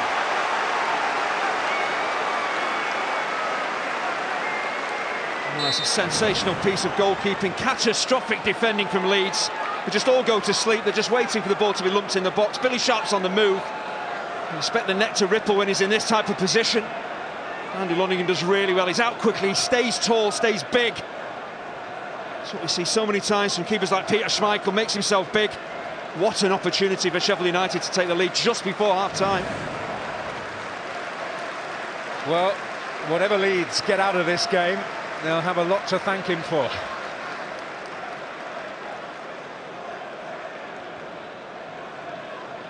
Well, they found their way level in what, I suppose in a large sense, was an isolated incident.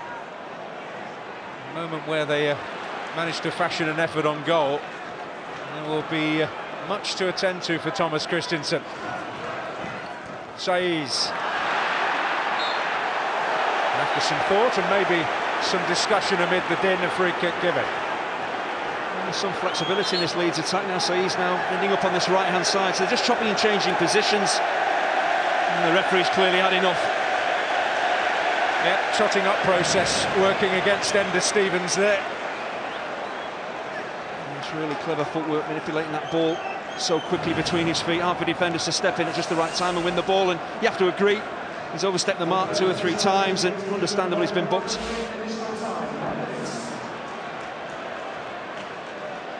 Well, another minute of a match that has really rattled along. It's been a great watch.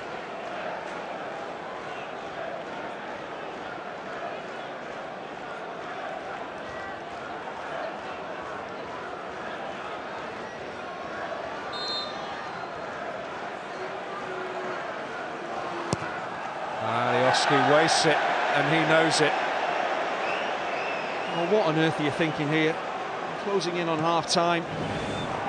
Of course, if you ping this ball into the top corner, you're the hero, but the chances of doing that, well, they're astronomical. Just give your teammates a chance, just whip that ball in, give them something to attack. That's really selfish.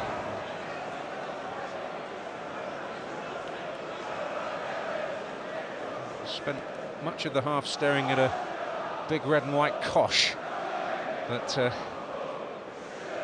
looks as though they are going to go in at the break on level terms. Indeed they do, thanks to an inspired moment from Calvin Phillips, helped out by the presence of Pierre-Michel Lasogga, who may have to impose himself more if they're to truly find a way back.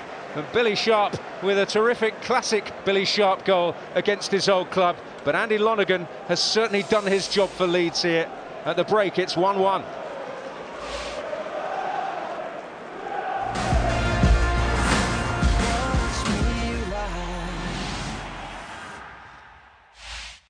Did you bring the bibs? Screwfix sponsors Sky Sports coverage of the English Football League. The big weekend of 4 Premier League games starts with Man United v Tottenham, live on Sky Sports Premier League.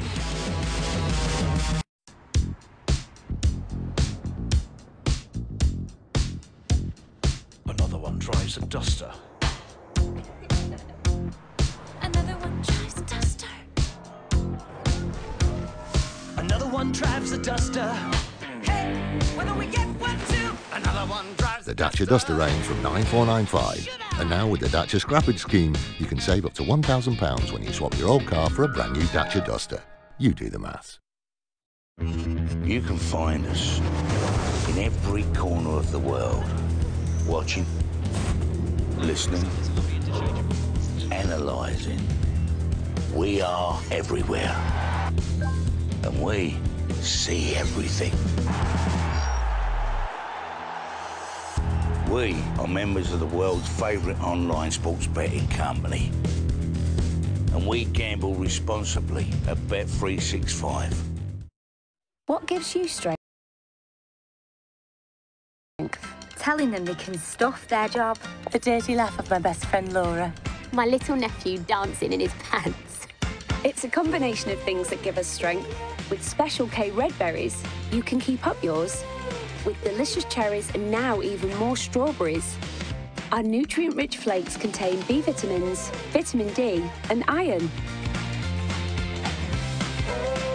Kellogg's Special K red berries. Feed your strength.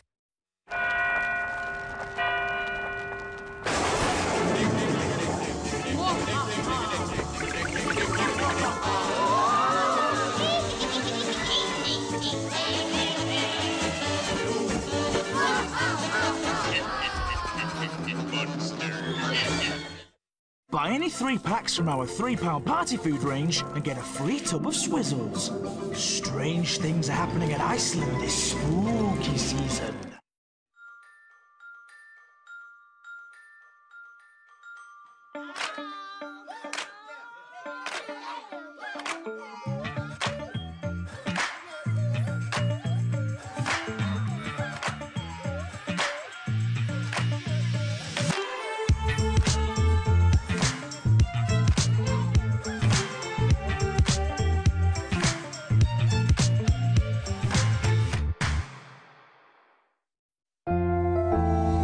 Our bodies need omega-3 and vitamin D to support overall health. Try 7C's cod liver oil, a rich source of omega-3 and vitamin D. The liquid capsule contains omega-3 to support heart, brain and vision, and is scientifically shown to encourage better absorption of vitamin D to support strong bones and the immune system.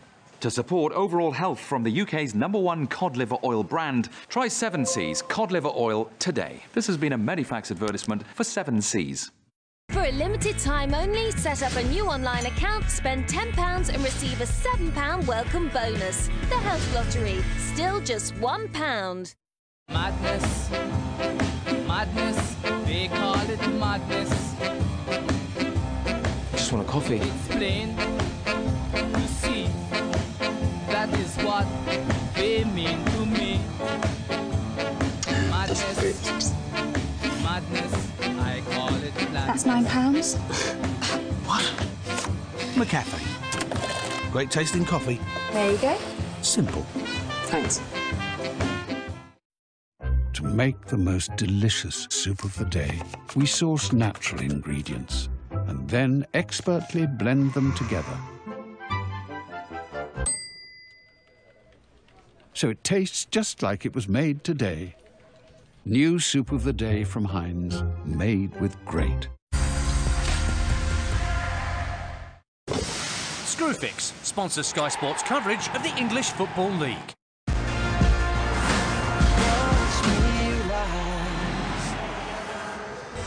1-1 between Leeds United and Sheffield United here at Ellen Road. The stats showing Sheffield United having more attempts in the first half. And just look at that, touches in the opposition box. 13 for the away side, just the 1 for Leeds. That coming in the 34th minute, which was, of course, that Calvin Phillips volley.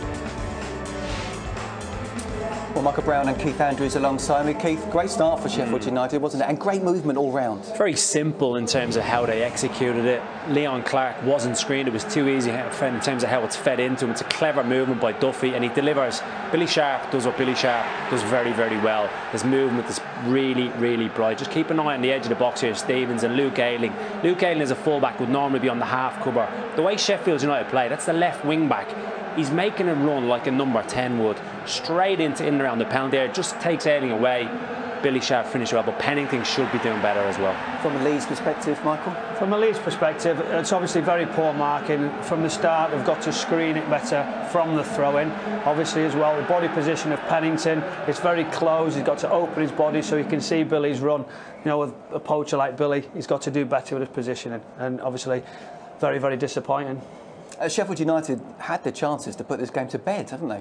They were magnificent. I thought, you know, early on, I thought they made Leeds very, very nervy. I think Pennington a couple of times got caught on the ball, as we can see. But they just wanted to play. They went short, they went long.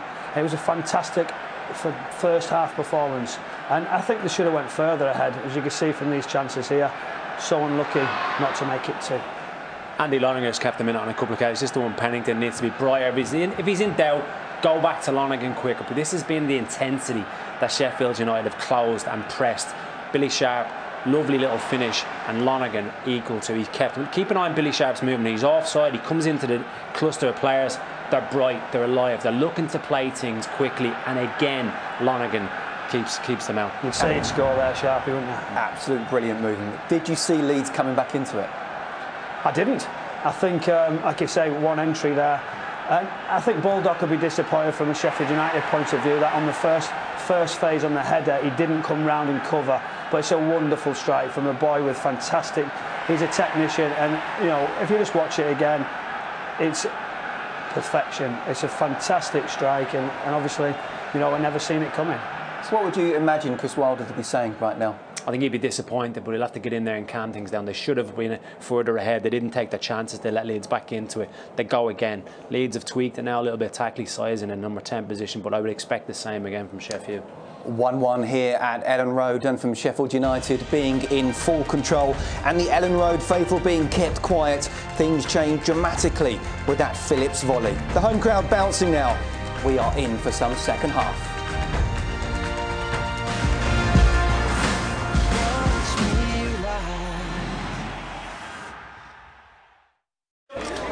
Screwfix sponsors Sky Sports coverage of the English Football League.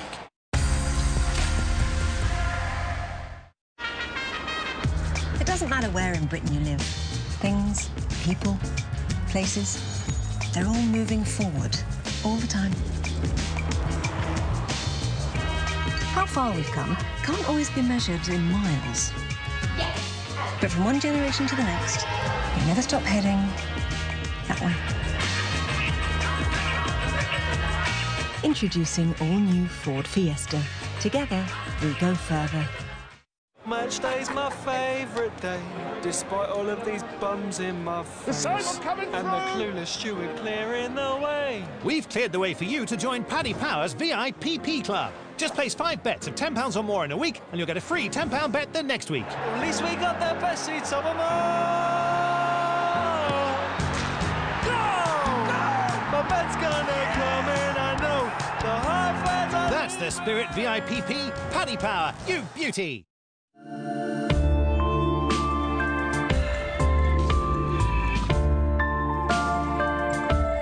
Take your coffee experience to new heights. Introducing Virtuo, the new Nespresso coffee system. For a full-bodied large cup with a generous crema. New Virtuo. Coffee redefined. Nespresso. What else? Earn points by paying for your holiday with the Preferred Rewards Gold Card.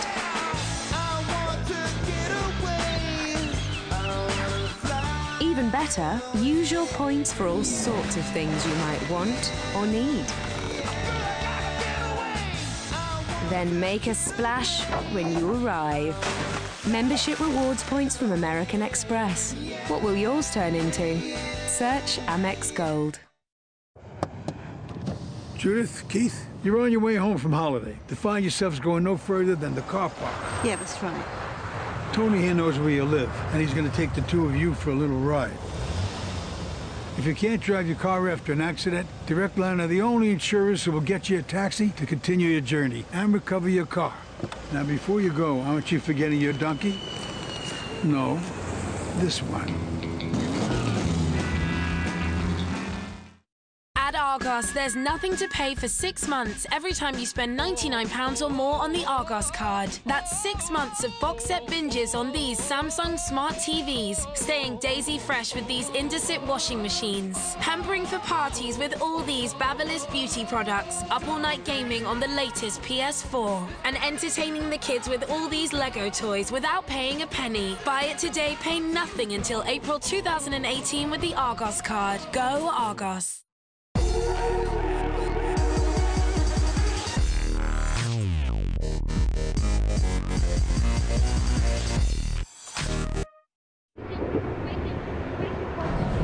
With the best odds on all English football, you get more with Betfair. More edge-of-the-seat action. More drama. More control. And more last-minute winners. Get more from Betfair with the best odds on all English football. Are you ready for more? In Compton, you join a gang, or you find another way to survive. My horse was headed to the slaughterhouse when I got her. I think maybe, did I save the horse, or did the horse save me? Autism, difficulty in communicating, and abstract concepts. Does it sound like I'm describing a surgeon? Who are you? I'm Dr. Sean Murphy. I met Sean Murphy when he was 14 years old. He sees things in ways that we can't begin to understand. Adam needs an echocardiogram. Child is alive today because of that young man. Tomorrow one may be dead because of it. We hire Sean, we give hope to people with limitations that they do have a shot. Brand new drama, The Good Doctor, starts tonight at 9 on Sky Living. Screwfix sponsors Sky Sports coverage of the English Football League.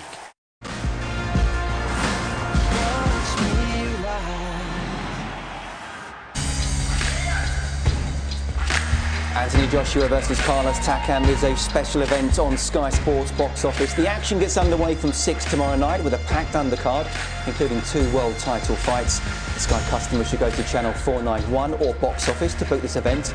Cable customers should contact their operator. For more information on all the ways to watch, go to skysports.com/Joshua. Well, in the battle of this Yorkshire derby, it is one apiece between Leeds and Sheffield United. The away side went one up in just the second minute. Benny Clark, captain and fan, with a goal, his 6th of the season. Leeds weren't really in the game. They were in need of inspiration, and they got it from Calvin Phillips' sweet strike. His 5th of the campaign. He's only got 2 in his career before this season, but 1-1 it stands at the moment. Leeds fans hoping for the win. In truth, their team have been second best.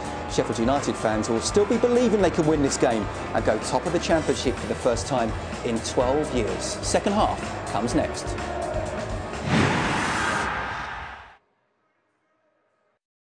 Bet Boost from William Hill lets you decide which odds you want to boost. All you need to do is select your market, go to your bet slip, hit boost, and then place your bets at the boosted price. Don't wait for enhanced or crowd-led prices. We're giving you your own bet boost every day to use on any sport. More choice, more control, and now available on Google Play. William Hill. This is more. What to expect in this second half? Let's get back to Andy Hinchcliffe and Daniel Mann. We're all wondering, can Sheffield United produce a second half of similar intensity to the first? Can Leeds rouse themselves? It's certainly a position they're more than a touch fortunate to find themselves in, but you know, if a goalkeeper does his job in inspired fashion, then that certainly helps you out. I imagine there have been a few words of wisdom at half-time.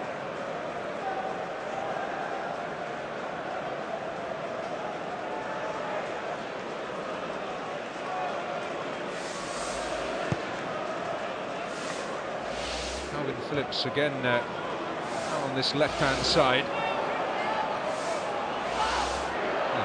Clark absolutely monstering Cooper there. He really roughed him up.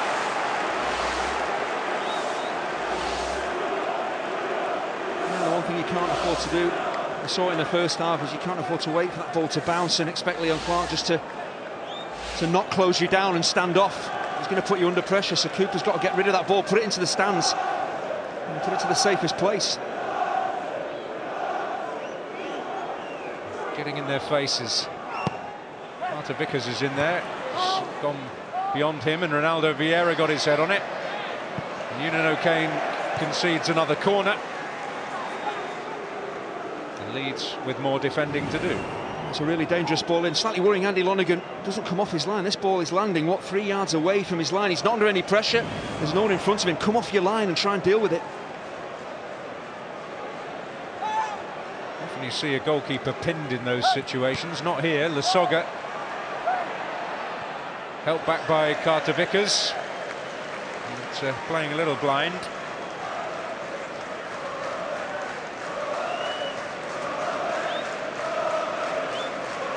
Well, you'd have thought with the opportunities they had that they might almost be there. Well, it can happen. You can dominate a game. Your game plan's working excellently. You could be 2 or 3 up. The opposition scorer, a fantastic individual goal. That can happen, but you don't get too carried away. I'm sure he said to his players, just repeat in the second half what you did in the first and we'll win the game.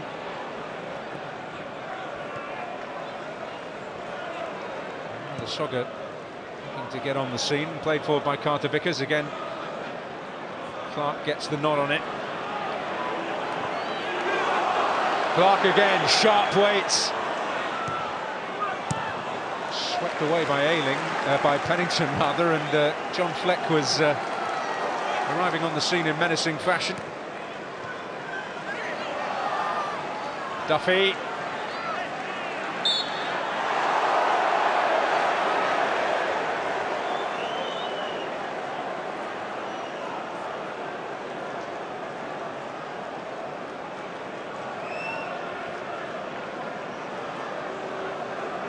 We talked about the Sheffield United dominance of the game. Comparing the centre forwards, you see how little Sogger has been involved in the match, and if Leeds are to go on and try and win this, we saw with the goal, if he puts himself about, he can cause problems. To try and get involved, and Leeds have to, of course, knock quality service into him to give him a chance of affecting the game. He does have the presence, he does have the poise. He's shown that in, well, not just Leeds United's colours. You've got to remember, this was a man who was in the German international squad the year they won the World Cup. When you look at the size of him and the physical threat that he poses, he just doesn't seem that aggressive. Doesn't seem to me as if he wants to bully centre-halves like Leon Clark does.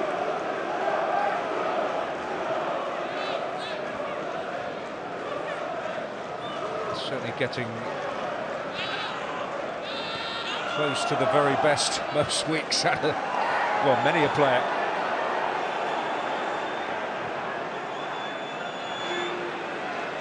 Here's O'Connell.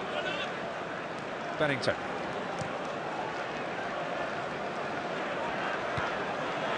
Forward by O'Connell. O'Kane. Alioski. Keeps under pressure but delivers a ball that Baldock can make something of. Anita.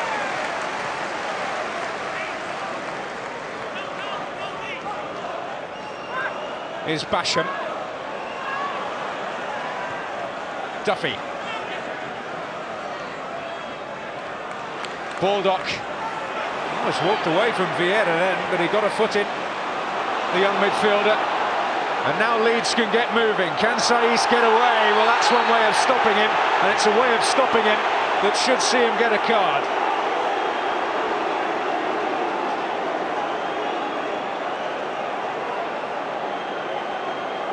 Well, it takes one for the team here, Coots, because Saiz is goal-sided, and this might well be the pattern of the game we're going to see.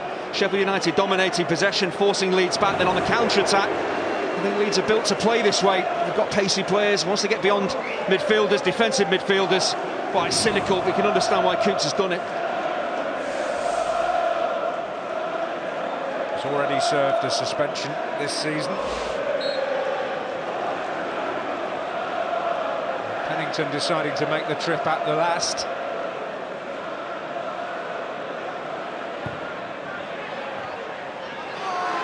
Comes out to O'Kane. That could be clever. Saiz.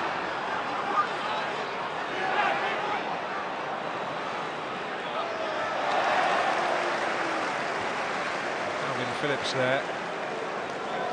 Just noticed perhaps that Coots didn't quite go the whole hog in that challenge, having just been booked. Very definitely he didn't. I think if he hadn't been booked, he'd have been thundering into Phillips. He just took it a little bit easy after that booking.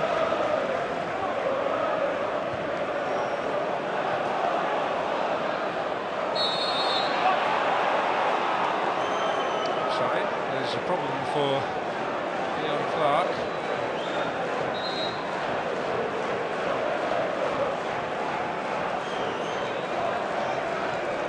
He's clearly taken a whack. Big centre forward probably expects to take a few knocks during the course of a big derby game. It's unintentional really from Vieira. It's the fact that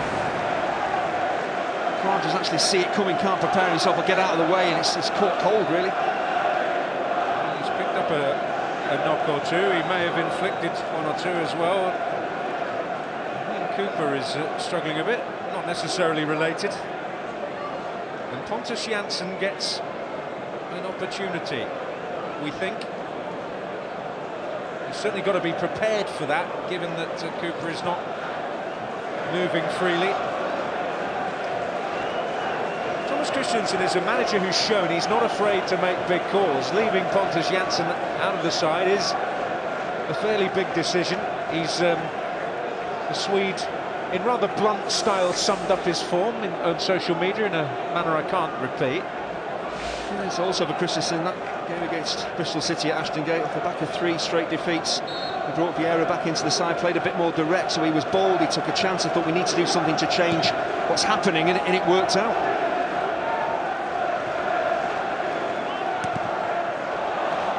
Shots closing down. Leon Clarke is back on the pitch to cause his usual brand of mischief, and he's not hanging about and getting involved.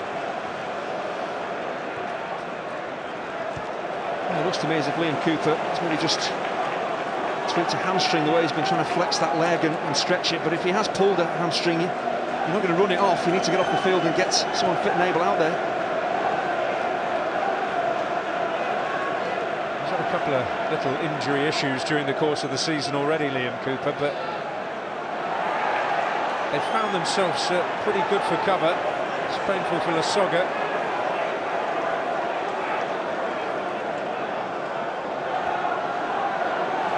Cooper does have to come off. He's got a couple of choices on the bench. Christensen, the experienced Janssen, and the youngster Shaughnessy, who's done really well when he's come into the side. But on an occasion like this, probably understand if he'll go for the more experienced centre-half in Pontus Janssen.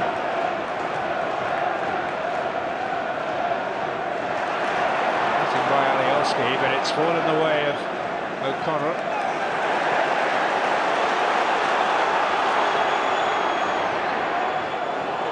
Lasogga into his stride, he has help. In the end, it was never quite under his spell. The presence of Basham who'd come across playing a part in that.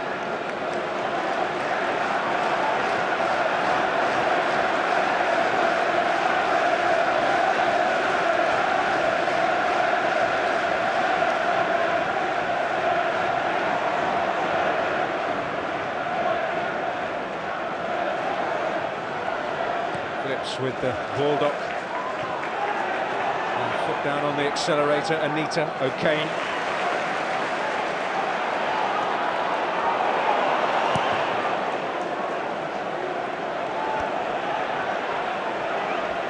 Oh, got up there. There's Fleck. Vieira. On now for Ayling. Now Saiz. Who can certainly affect games, but his contribution has not been able to be a major one. Here is the change. Pontus Janssen, a man who has signed a new 5-year deal this week, but left out of the side at Ashton Gate last Saturday. The message from Thomas Christensen: we've told you we believe in you, now you have to deliver. Liam Cooper can't deliver for the rest of this game.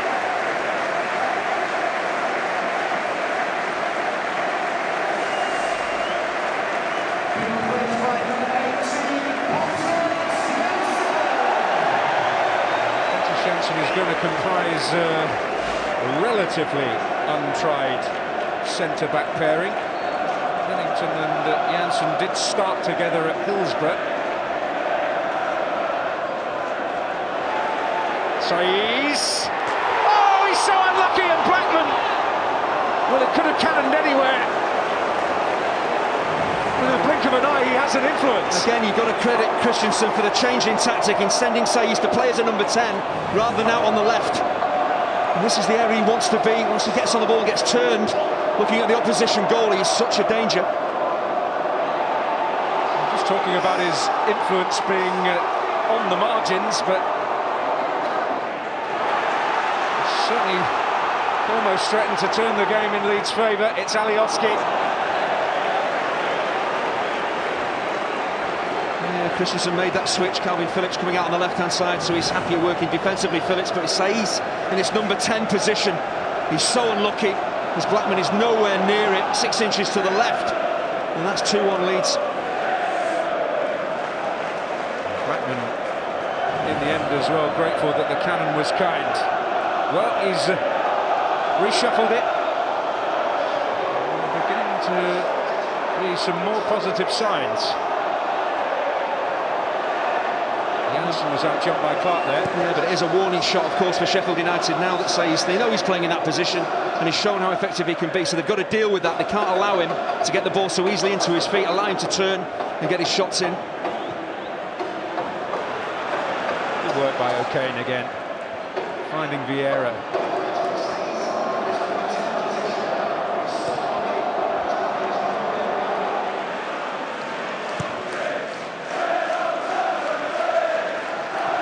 Carter Vickers.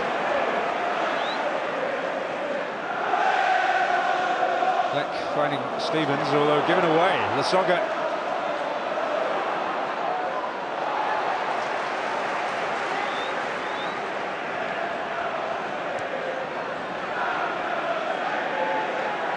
Luke Ayling. Anita. Up now to Calvin Phillips. Leeds voices in the stands with a more confident air about them. Vieira.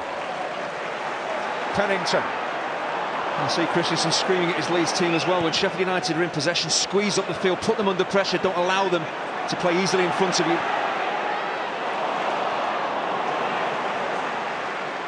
Well, they gave an exhibition of how to do it earlier in the season at Nottingham Forest. It's something that's very much in their locker.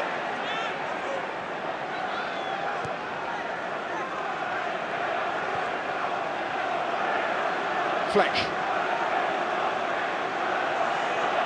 does have this sort of driving run in him, but a run curtailed. Saiz. He has a driving run in him as well. Oh, and Alioski might pick up the pieces. Well, he's going to award the free kick. Carter Vickers making a telling challenge as Alioski threatened to raid. Starting to have a huge effect on the game. The game's starting to get stretched, so Saiz coming into the game more and more. Great piece of refereeing. He was fouled. Just the weight on the forward pass wasn't quite there. The referee right to pull it back. Well, the direction of traffic has changed for the moment.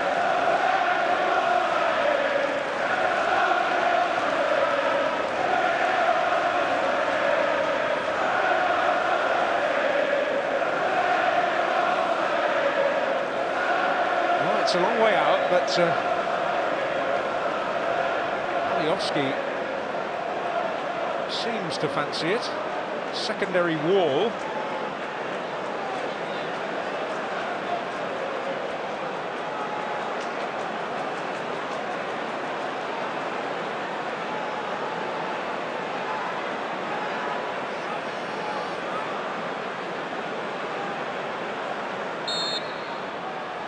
They make their move, and it's anti-climax. The best laid plans. Well, everybody else did their jobs perfectly. The free kick taker had an absolute nightmare. Well, we know that Calvin Phillips can strike the ball a lot more cleanly than this. His standing foot goes. He's had a David Beckham, hasn't he?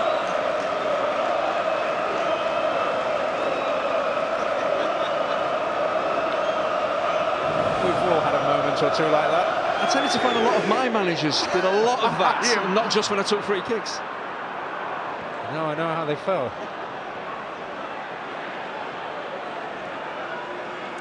I was going to say, you must have had a moment like that yourself. Oh dear. Oh dear.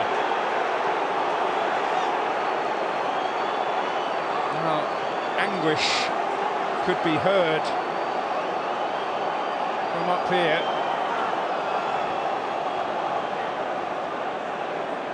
Phillips going into the challenge. He is a man who is a yellow away from a suspension. Well, the referee has given himself thinking time, but in real time it looks a horribly mistimed challenge. Reckless, dangerous. He could do well to stay on here. Looks like he's going to be just yellow carded. He's really, really fortunate.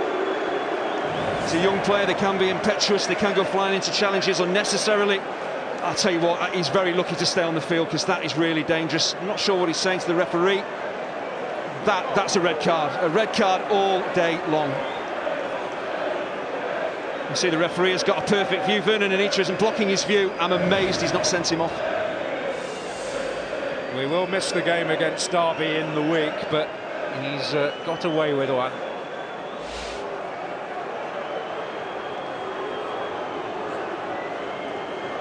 See, I don't know on what grounds a referee looks at that, has a good view at that and thinks, well, why is that a yellow, just a yellow? Because it's reckless, it's dangerous. He's nowhere near the ball, but that's immaterial whether you're playing the ball or not. You go into a challenge with your foot off the ground like that and catch a player's leg. It's so dangerous, and he is mightily fortunate to stay on the field. Well, the good thing is, actually, is it Ender Stevens who got absolutely clattered. Thankfully, he's okay. Was it George Baldock, sorry? Yeah, it was Baldock. Well, that's the good thing, at least he's okay, and he's okay to carry on. It's a horrible tackle. Well, understandably, he's, I think, perhaps a touch surprised that he's maybe looking up and seeing 11 opponents. In by Duffy dangerously into an area where he could get some joy. Phillips in the way. It was reminiscent, actually, of a goal they scored against Wolves recently, that free kick. Leon Clark getting on the end of it. Looking for similar. And the great thing about the free kick is not trying to pick somebody out. He's playing that ball with a great trajectory for his teammates to attack. He's playing it into space, and that's what I was taught. Put the ball into space and expect your teammates to move on to it. Leon Clark found a little more resistance there.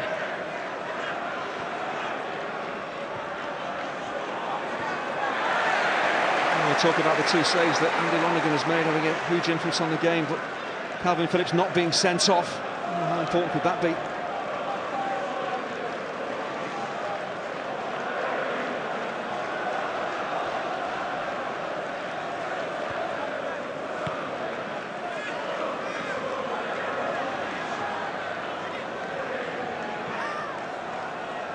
Ayling getting a foot in there, ahead of Leon Clark.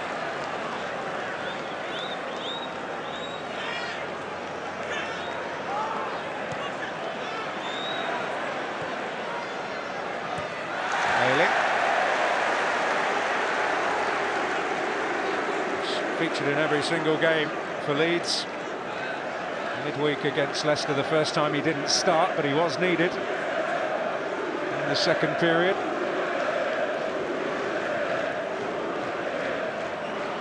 Fleck. Ayling there again. Good to see smiles in a game of this intensity.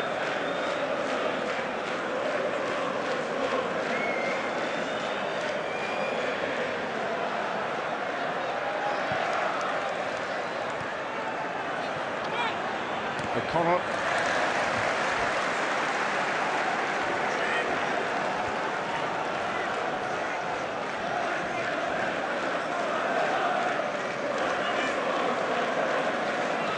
Here's Coots.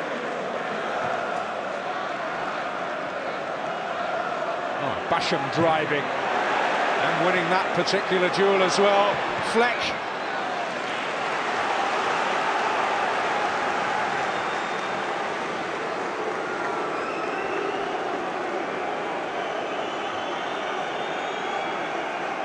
Certainly appearing more and more in positions where he can conjure something in the last couple of minutes. As Sheffield United have a little go back here.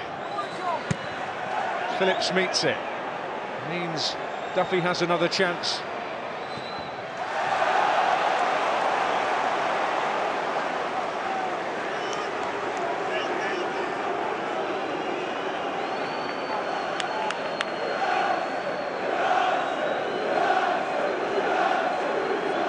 Butler on the Leeds coaching staff, trying to get a message across towards O'Kane. Clark coming in at the back. Here is O'Kane.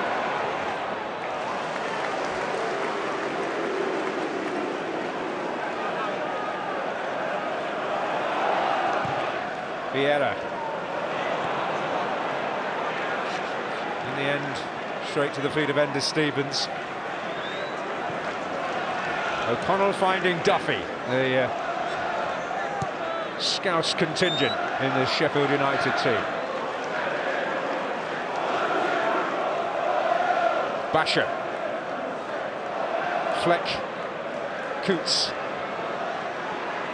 Oh, and a rare slip. Alioski has found Saiz here, and this is promising for Leeds.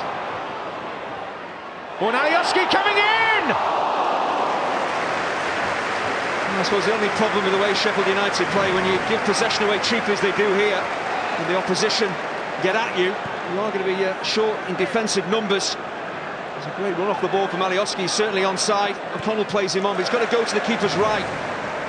He's there, see the goal, head it back across goal, head it down if you want to, and keep it to the keeper's right, and you probably score.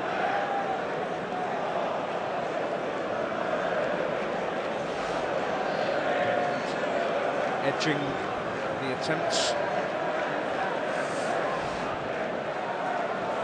First shot from inside the box since they scored through Calvin Phillips.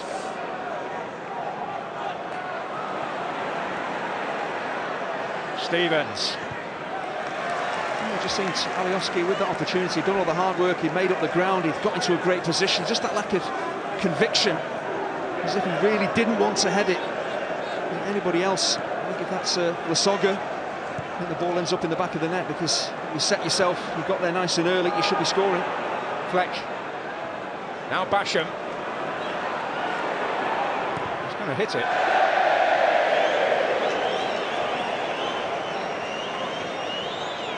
Oh, he's still shaking his head, maybe he's still ruining that opportunity that he's missed. He does well to get up the field in support of Saiz, who picks him out.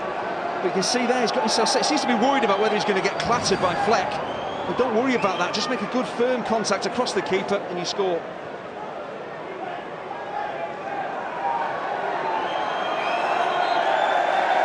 Well, Christensen getting very unhappy because he wants to make the change, and that chance for Alioski really is last meaningful involvement in the game.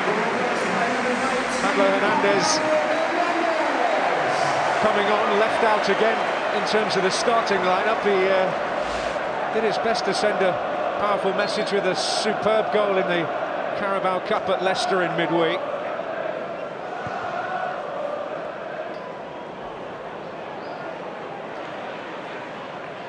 You look around and measure Leeds' progress by the fact that, hold that thought, Clark, Vieira.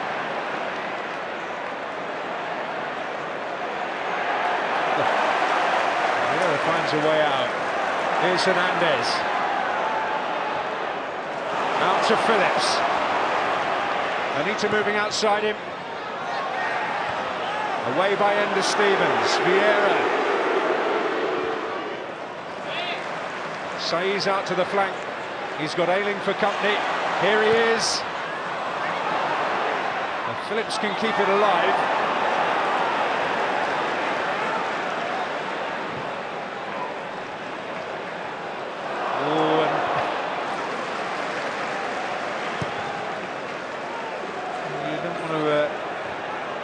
Open the door, hold the door open for Leon Clark. You've got to kind of, with the best will in the world, slam it in his face.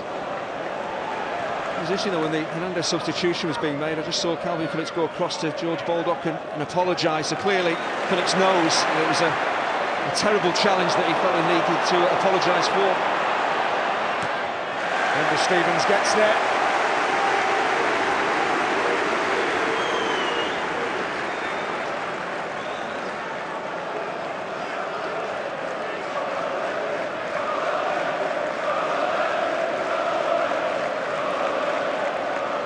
Saiz.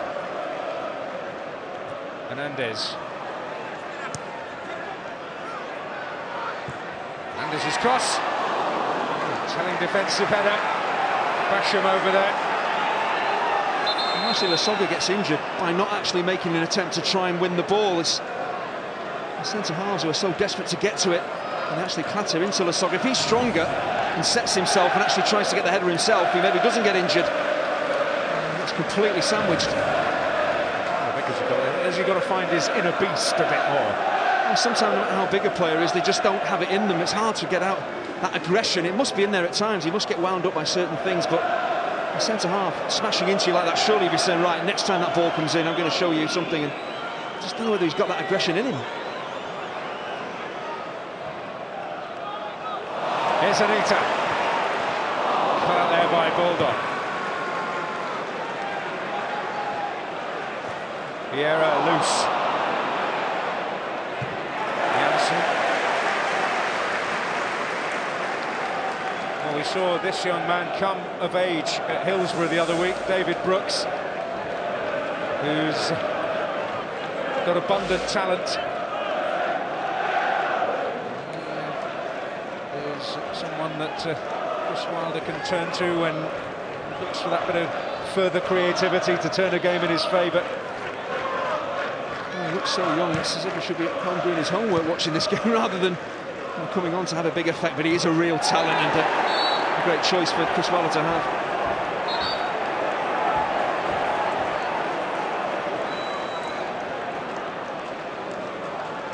Vieira back to his feet. Bulldog, the latest recipient of a yellow card. Oh, that's a late one, maybe the sign of frustration from the challenge that he was on the end of. He was flying in. That's a nasty one too. Not quite in the same league as the one he was on the receiving end of.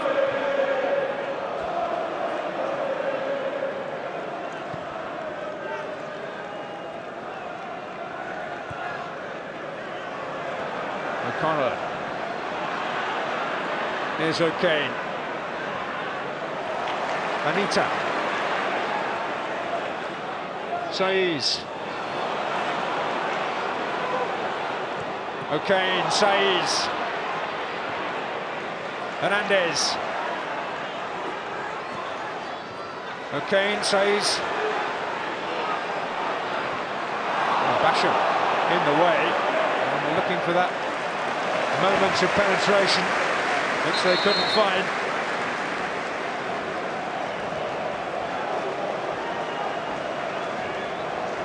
Well, Billy Sharp, on his return to his old club, got that early goal for Sheffield United, which seems a little bit of a distant memory now. It's typical Billy Sharp. He could have had a hat-trick really tonight. I think he'd be disappointed about the two that he's missed. This is so easy for him, his movement, the way he gets away from centre-halves and buries opportunities. Sheffield United, a great start. Leeds have come back into the game. David Brooks, a man who has been a pleasure to watch when we've seen him this season.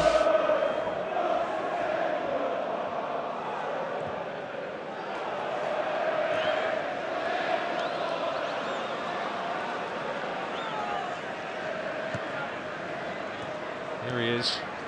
He's a man possessed of little fear and fresher legs.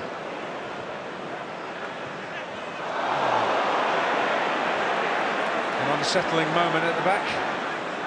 And again, an example of what Sheffield United have been about all night, making life so difficult. Just to confirm from a little earlier, George Baldock receiving a yellow card, his second of the campaign.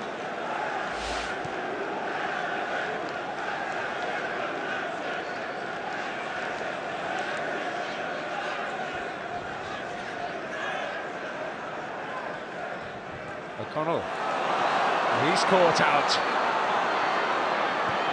Hernandez.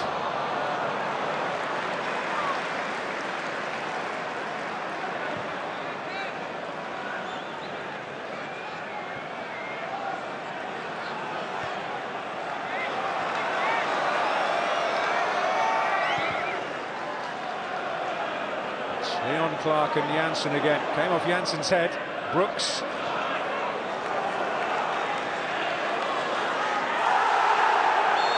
A tangle.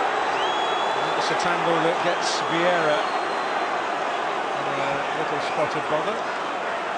He's appealing to the officials, saying I'm playing the ball, but yeah, you're playing the ball through the man because Brooks has got goal side of you. The last thing you can do is go to ground and try and get the ball because the referee is always going to blow for a free kick. You see, he's got goal side of him, and it's a clear foul. He's got nothing to appeal for. The biggest problem for them is the potential from the set piece.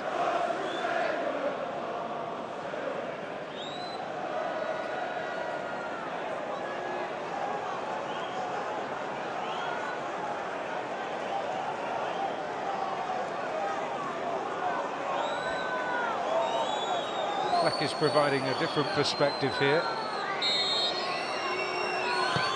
It will be Fleck, and it's Lasogga proving his worth defensively. Brooks, where's that going to drop? Clark will be after it, but Janssen tidies up. Well, that could be Lasogga's most important touch of the game, a brilliant defensive header. Saiz, looking Leeds' best hope in many ways at the moment. Sheffield United defender had a little nibble and advantage was played. Oh, and Saiz able to win it back from Fleck. Hernandez, he goes down, quickly back on his feet. Tangled there with Baldock. Ayling's up there. Well, I have to give Saiz a lot of credit here. He doesn't roll about and appeal to the referee. There did look to be a nudge in his back. Baldock didn't get to the ball, seemed to nudge the man. You see, there's absolutely no reaction from Saiz towards the referee, but I tell you what, is it shoulder to shoulder? Is it a shove? That's a debatable one, could have gone either way.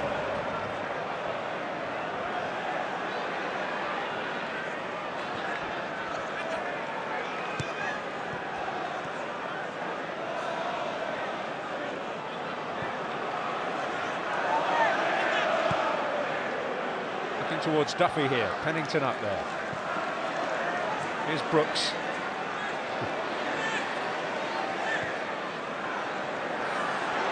Coots, Duffy. Brooks wants it, but he'll use Coots. Stevens making strides here into a crossing position, and some dramatic defending from Pennington. O'Connell robbed, and space to exploit.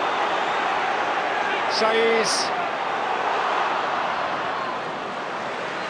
Fashion there to tidy up.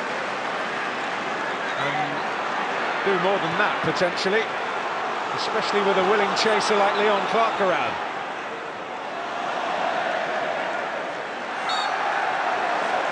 Well, the game getting really stretched, both sides desperate to win it. Surely there's going to be one decent chance in the final 10 minutes for either Leeds or Sheffield United to claim all 3 points.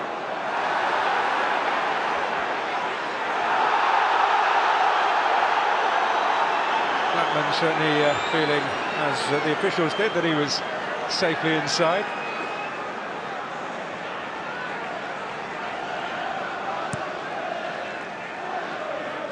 Clark.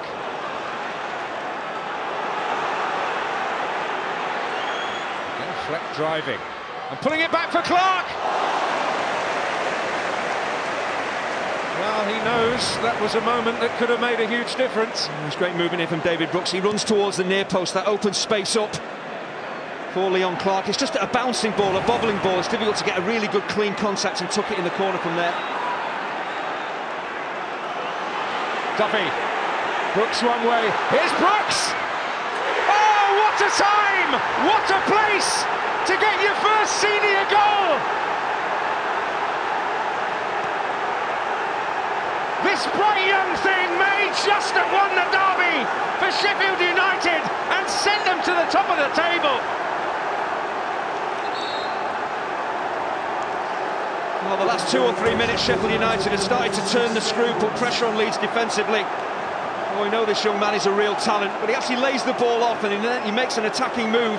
He runs in behind that Leeds defence, in behind Luke Ayling, but how composed is he? Youngsters in this position might have been tempted just to try and smash this ball, hope they can put it past the keeper, but he virtually passes it into that far corner. It's a wonderful finish. The weight of the pass really encourages him to have a good look at the goal, decide what he wants to do, doesn't even need to take a touch, and that is simply wonderful.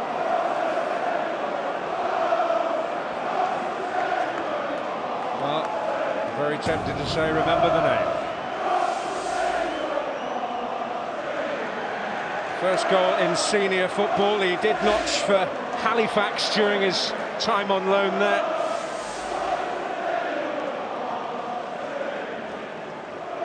But he's becoming a favourite as the Sheffield United fans delve into their scratchy vinyl collection and dig out some Joy Division. Certainly he is a player that's going to bring them plenty of joy.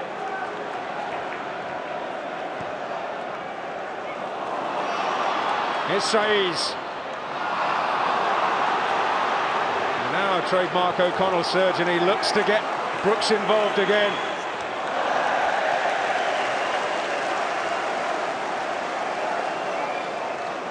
In the aftermath of all that, Leon Clarke was booked.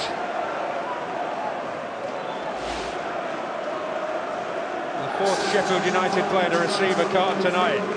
J. Roy Crotts is the final Leeds substitute on the night. Vernon Anita withdrawn.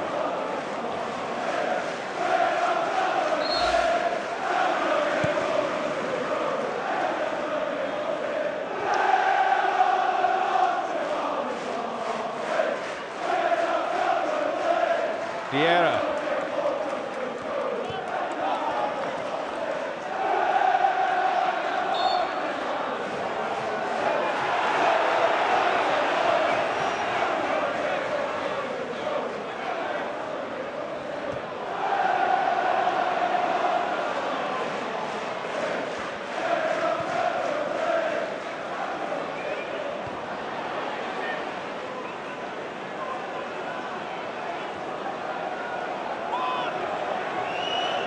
Janssen, with Brooks buzzing around.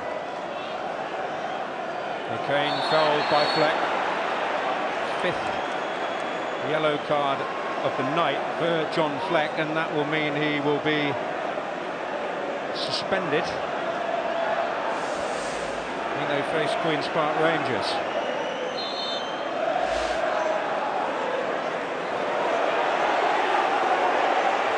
Thomas Christensen getting very unhappy about the speed or otherwise of this change and the length of this break in the game.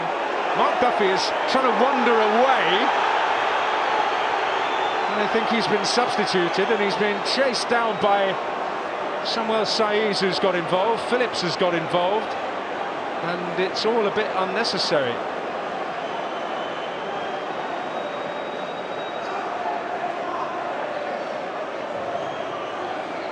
Scott Duncan has to pour some oil on a few troubled waters. Frustrations boiling over. You can see that Leeds were desperate to get Mark Duffy off the field, get the substitution made so they can try and retrieve the situation. Duffy was desperate not to get off the field, and that actually had moved away from the touchline and back towards the centre circle, and that's what sparked the little bout of aggression. John Lundstrom comes on. Scouser for a Scouser.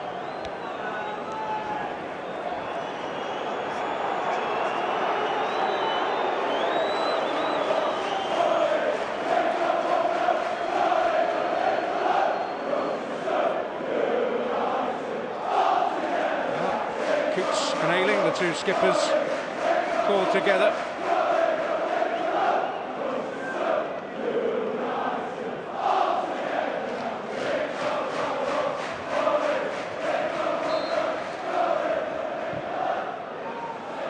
Towards Crott.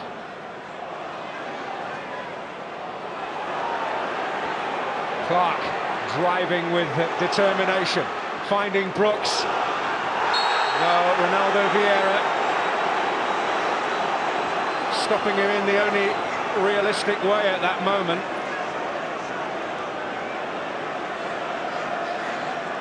That's the weight of the pass from Clarke that tempts Vieira in here, but the first touch again from Brooks, so short, nudges it past his man. It was clearly taken out.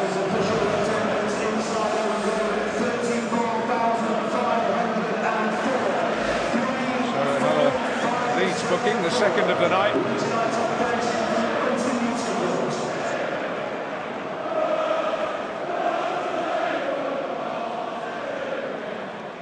Coots and Fleck are going to conspire here to produce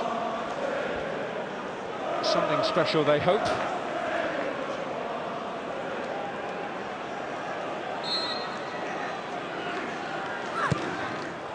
Fleck in there and Clarke up.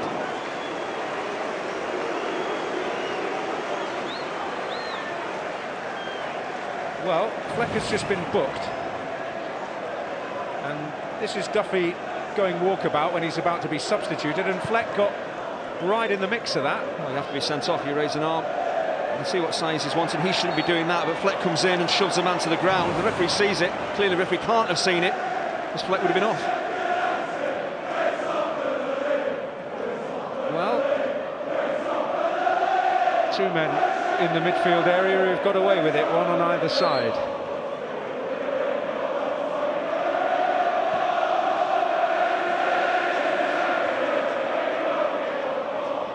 Coots, Baldock,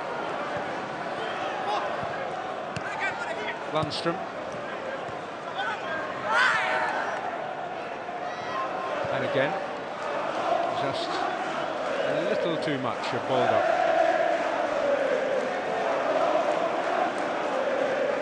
Well, Andy, thoughts on your man of the match? Well, in games like this, big local derbies, you're looking for that creative spark, creative influence, and Mark Duffy has certainly been that man for Sheffield United. Played the two passes, forward passes, that ended up with the Sheffield United goals.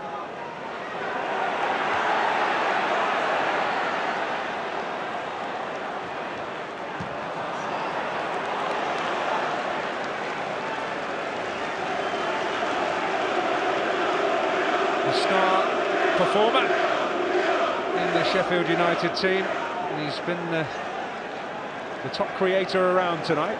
He's a player that works very hard for the team, but his first thought is to get on the half-turn and to play those killer forward balls. That's what he's done tonight, and that's why Sheffield United look like they're going top of the Championship. Well, he's found Yorkshire derbies very much to his taste this season so far. The win at Hillsborough will be one they'll treasure for many a long year. Beaten Barnsley at Bramall Lane as well.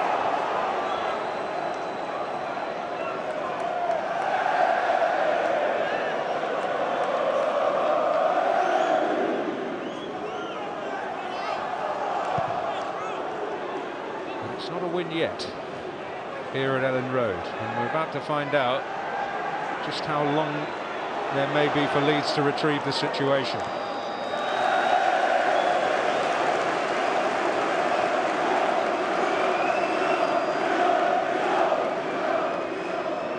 Well,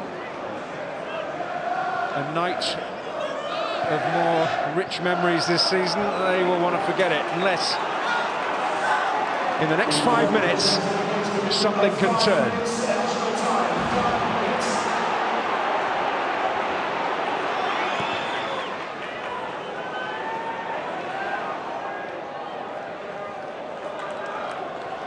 Vieira, Lundstrom.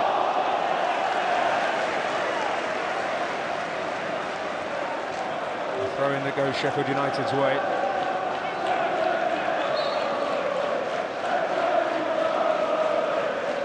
And the last victory on this ground 12 years ago, when Neil Warnock was at the helm, when they were on their way to promotion to the Premier League.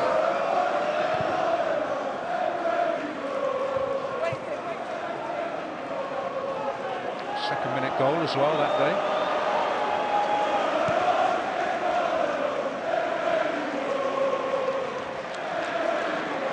Brooks. Kane looking to find Saïs, but Baldock defends it.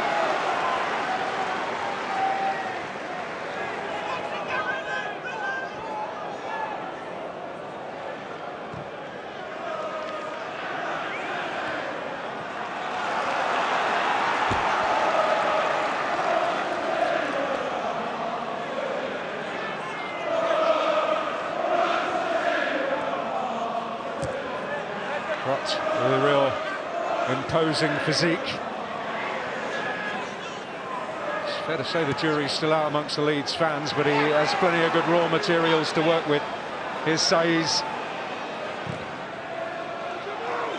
Hernandez looking for Saïs. One for Lasogga to fight for, one for Prot to fight for. Well, they have two big targets in the penalty area. It might not be pretty, but Leeds has just got to lump that ball in and hope one of the two big men win the ball. They might score, might break to one of their teammates, and can maybe rescue a point.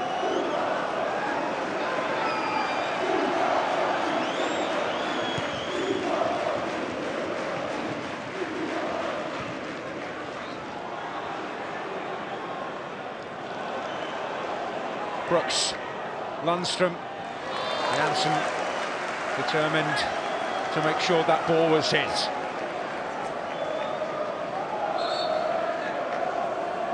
Close to completing another victory that he'll look back on with fondness in the years to come. Brooks. You can see what Brooks is trying to do there, use Pontus Janssen as a screen and just whip that ball into the top corner. Just gets it slightly wrong. He certainly got it right for the goal. He just rolls his man, uses his body. He's only slight, but he uses his body really well. He's a better finisher than that.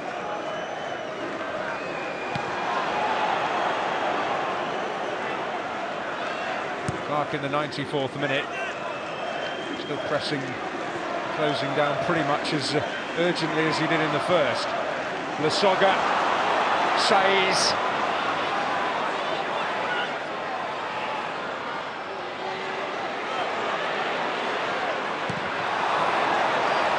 In the end, only promise there for Leeds. Promise unfulfilled. Janssen. O'Kane. Hernandez. Little twist, little turn.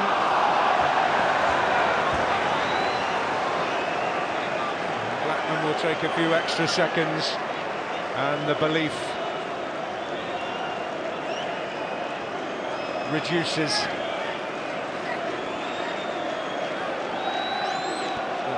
What are they believing is possible now? What is he believing is possible now? A season of consolidation plus, I think, was the initial target. When does he shift his sights a little, if he hasn't already? Well, it's not an overnight success story for Sheffield United. They have been a quality side for a good, 13, 14 months. 4th of September 2016, he changed to a back three against Gillingham. And Sheffield United have never looked back. They've got a 70% win rate since they changed to that formation. And that could take them all the way to the Premier League. Hernandez. Saiz. Hernandez. Saiz. Could there be a sting in the tail here? Hernandez. It is another memorable night for Chris Wilder and Sheffield United. And you start to believe that maybe an extraordinary story could take shape. An extraordinary career for Sheffield United. Could have had a bit of more lift-off here with David Brooks getting a memorable winning goal. Billy Sharp up to his old tricks at the home of his old club, giving them the lead after 2 minutes. Leeds weren't really in the game, but they got an equaliser through Calvin Phillips, who was very fortunate not to see red in the second period. Leeds hit the post through Samuel Saiz. Andy Lonergan made some absolutely crucial and fantastic saves, although crucial at the time. Ultimately, they haven't proved to count for anything. All it did in the end was delay Sheffield United wrapping up the victory.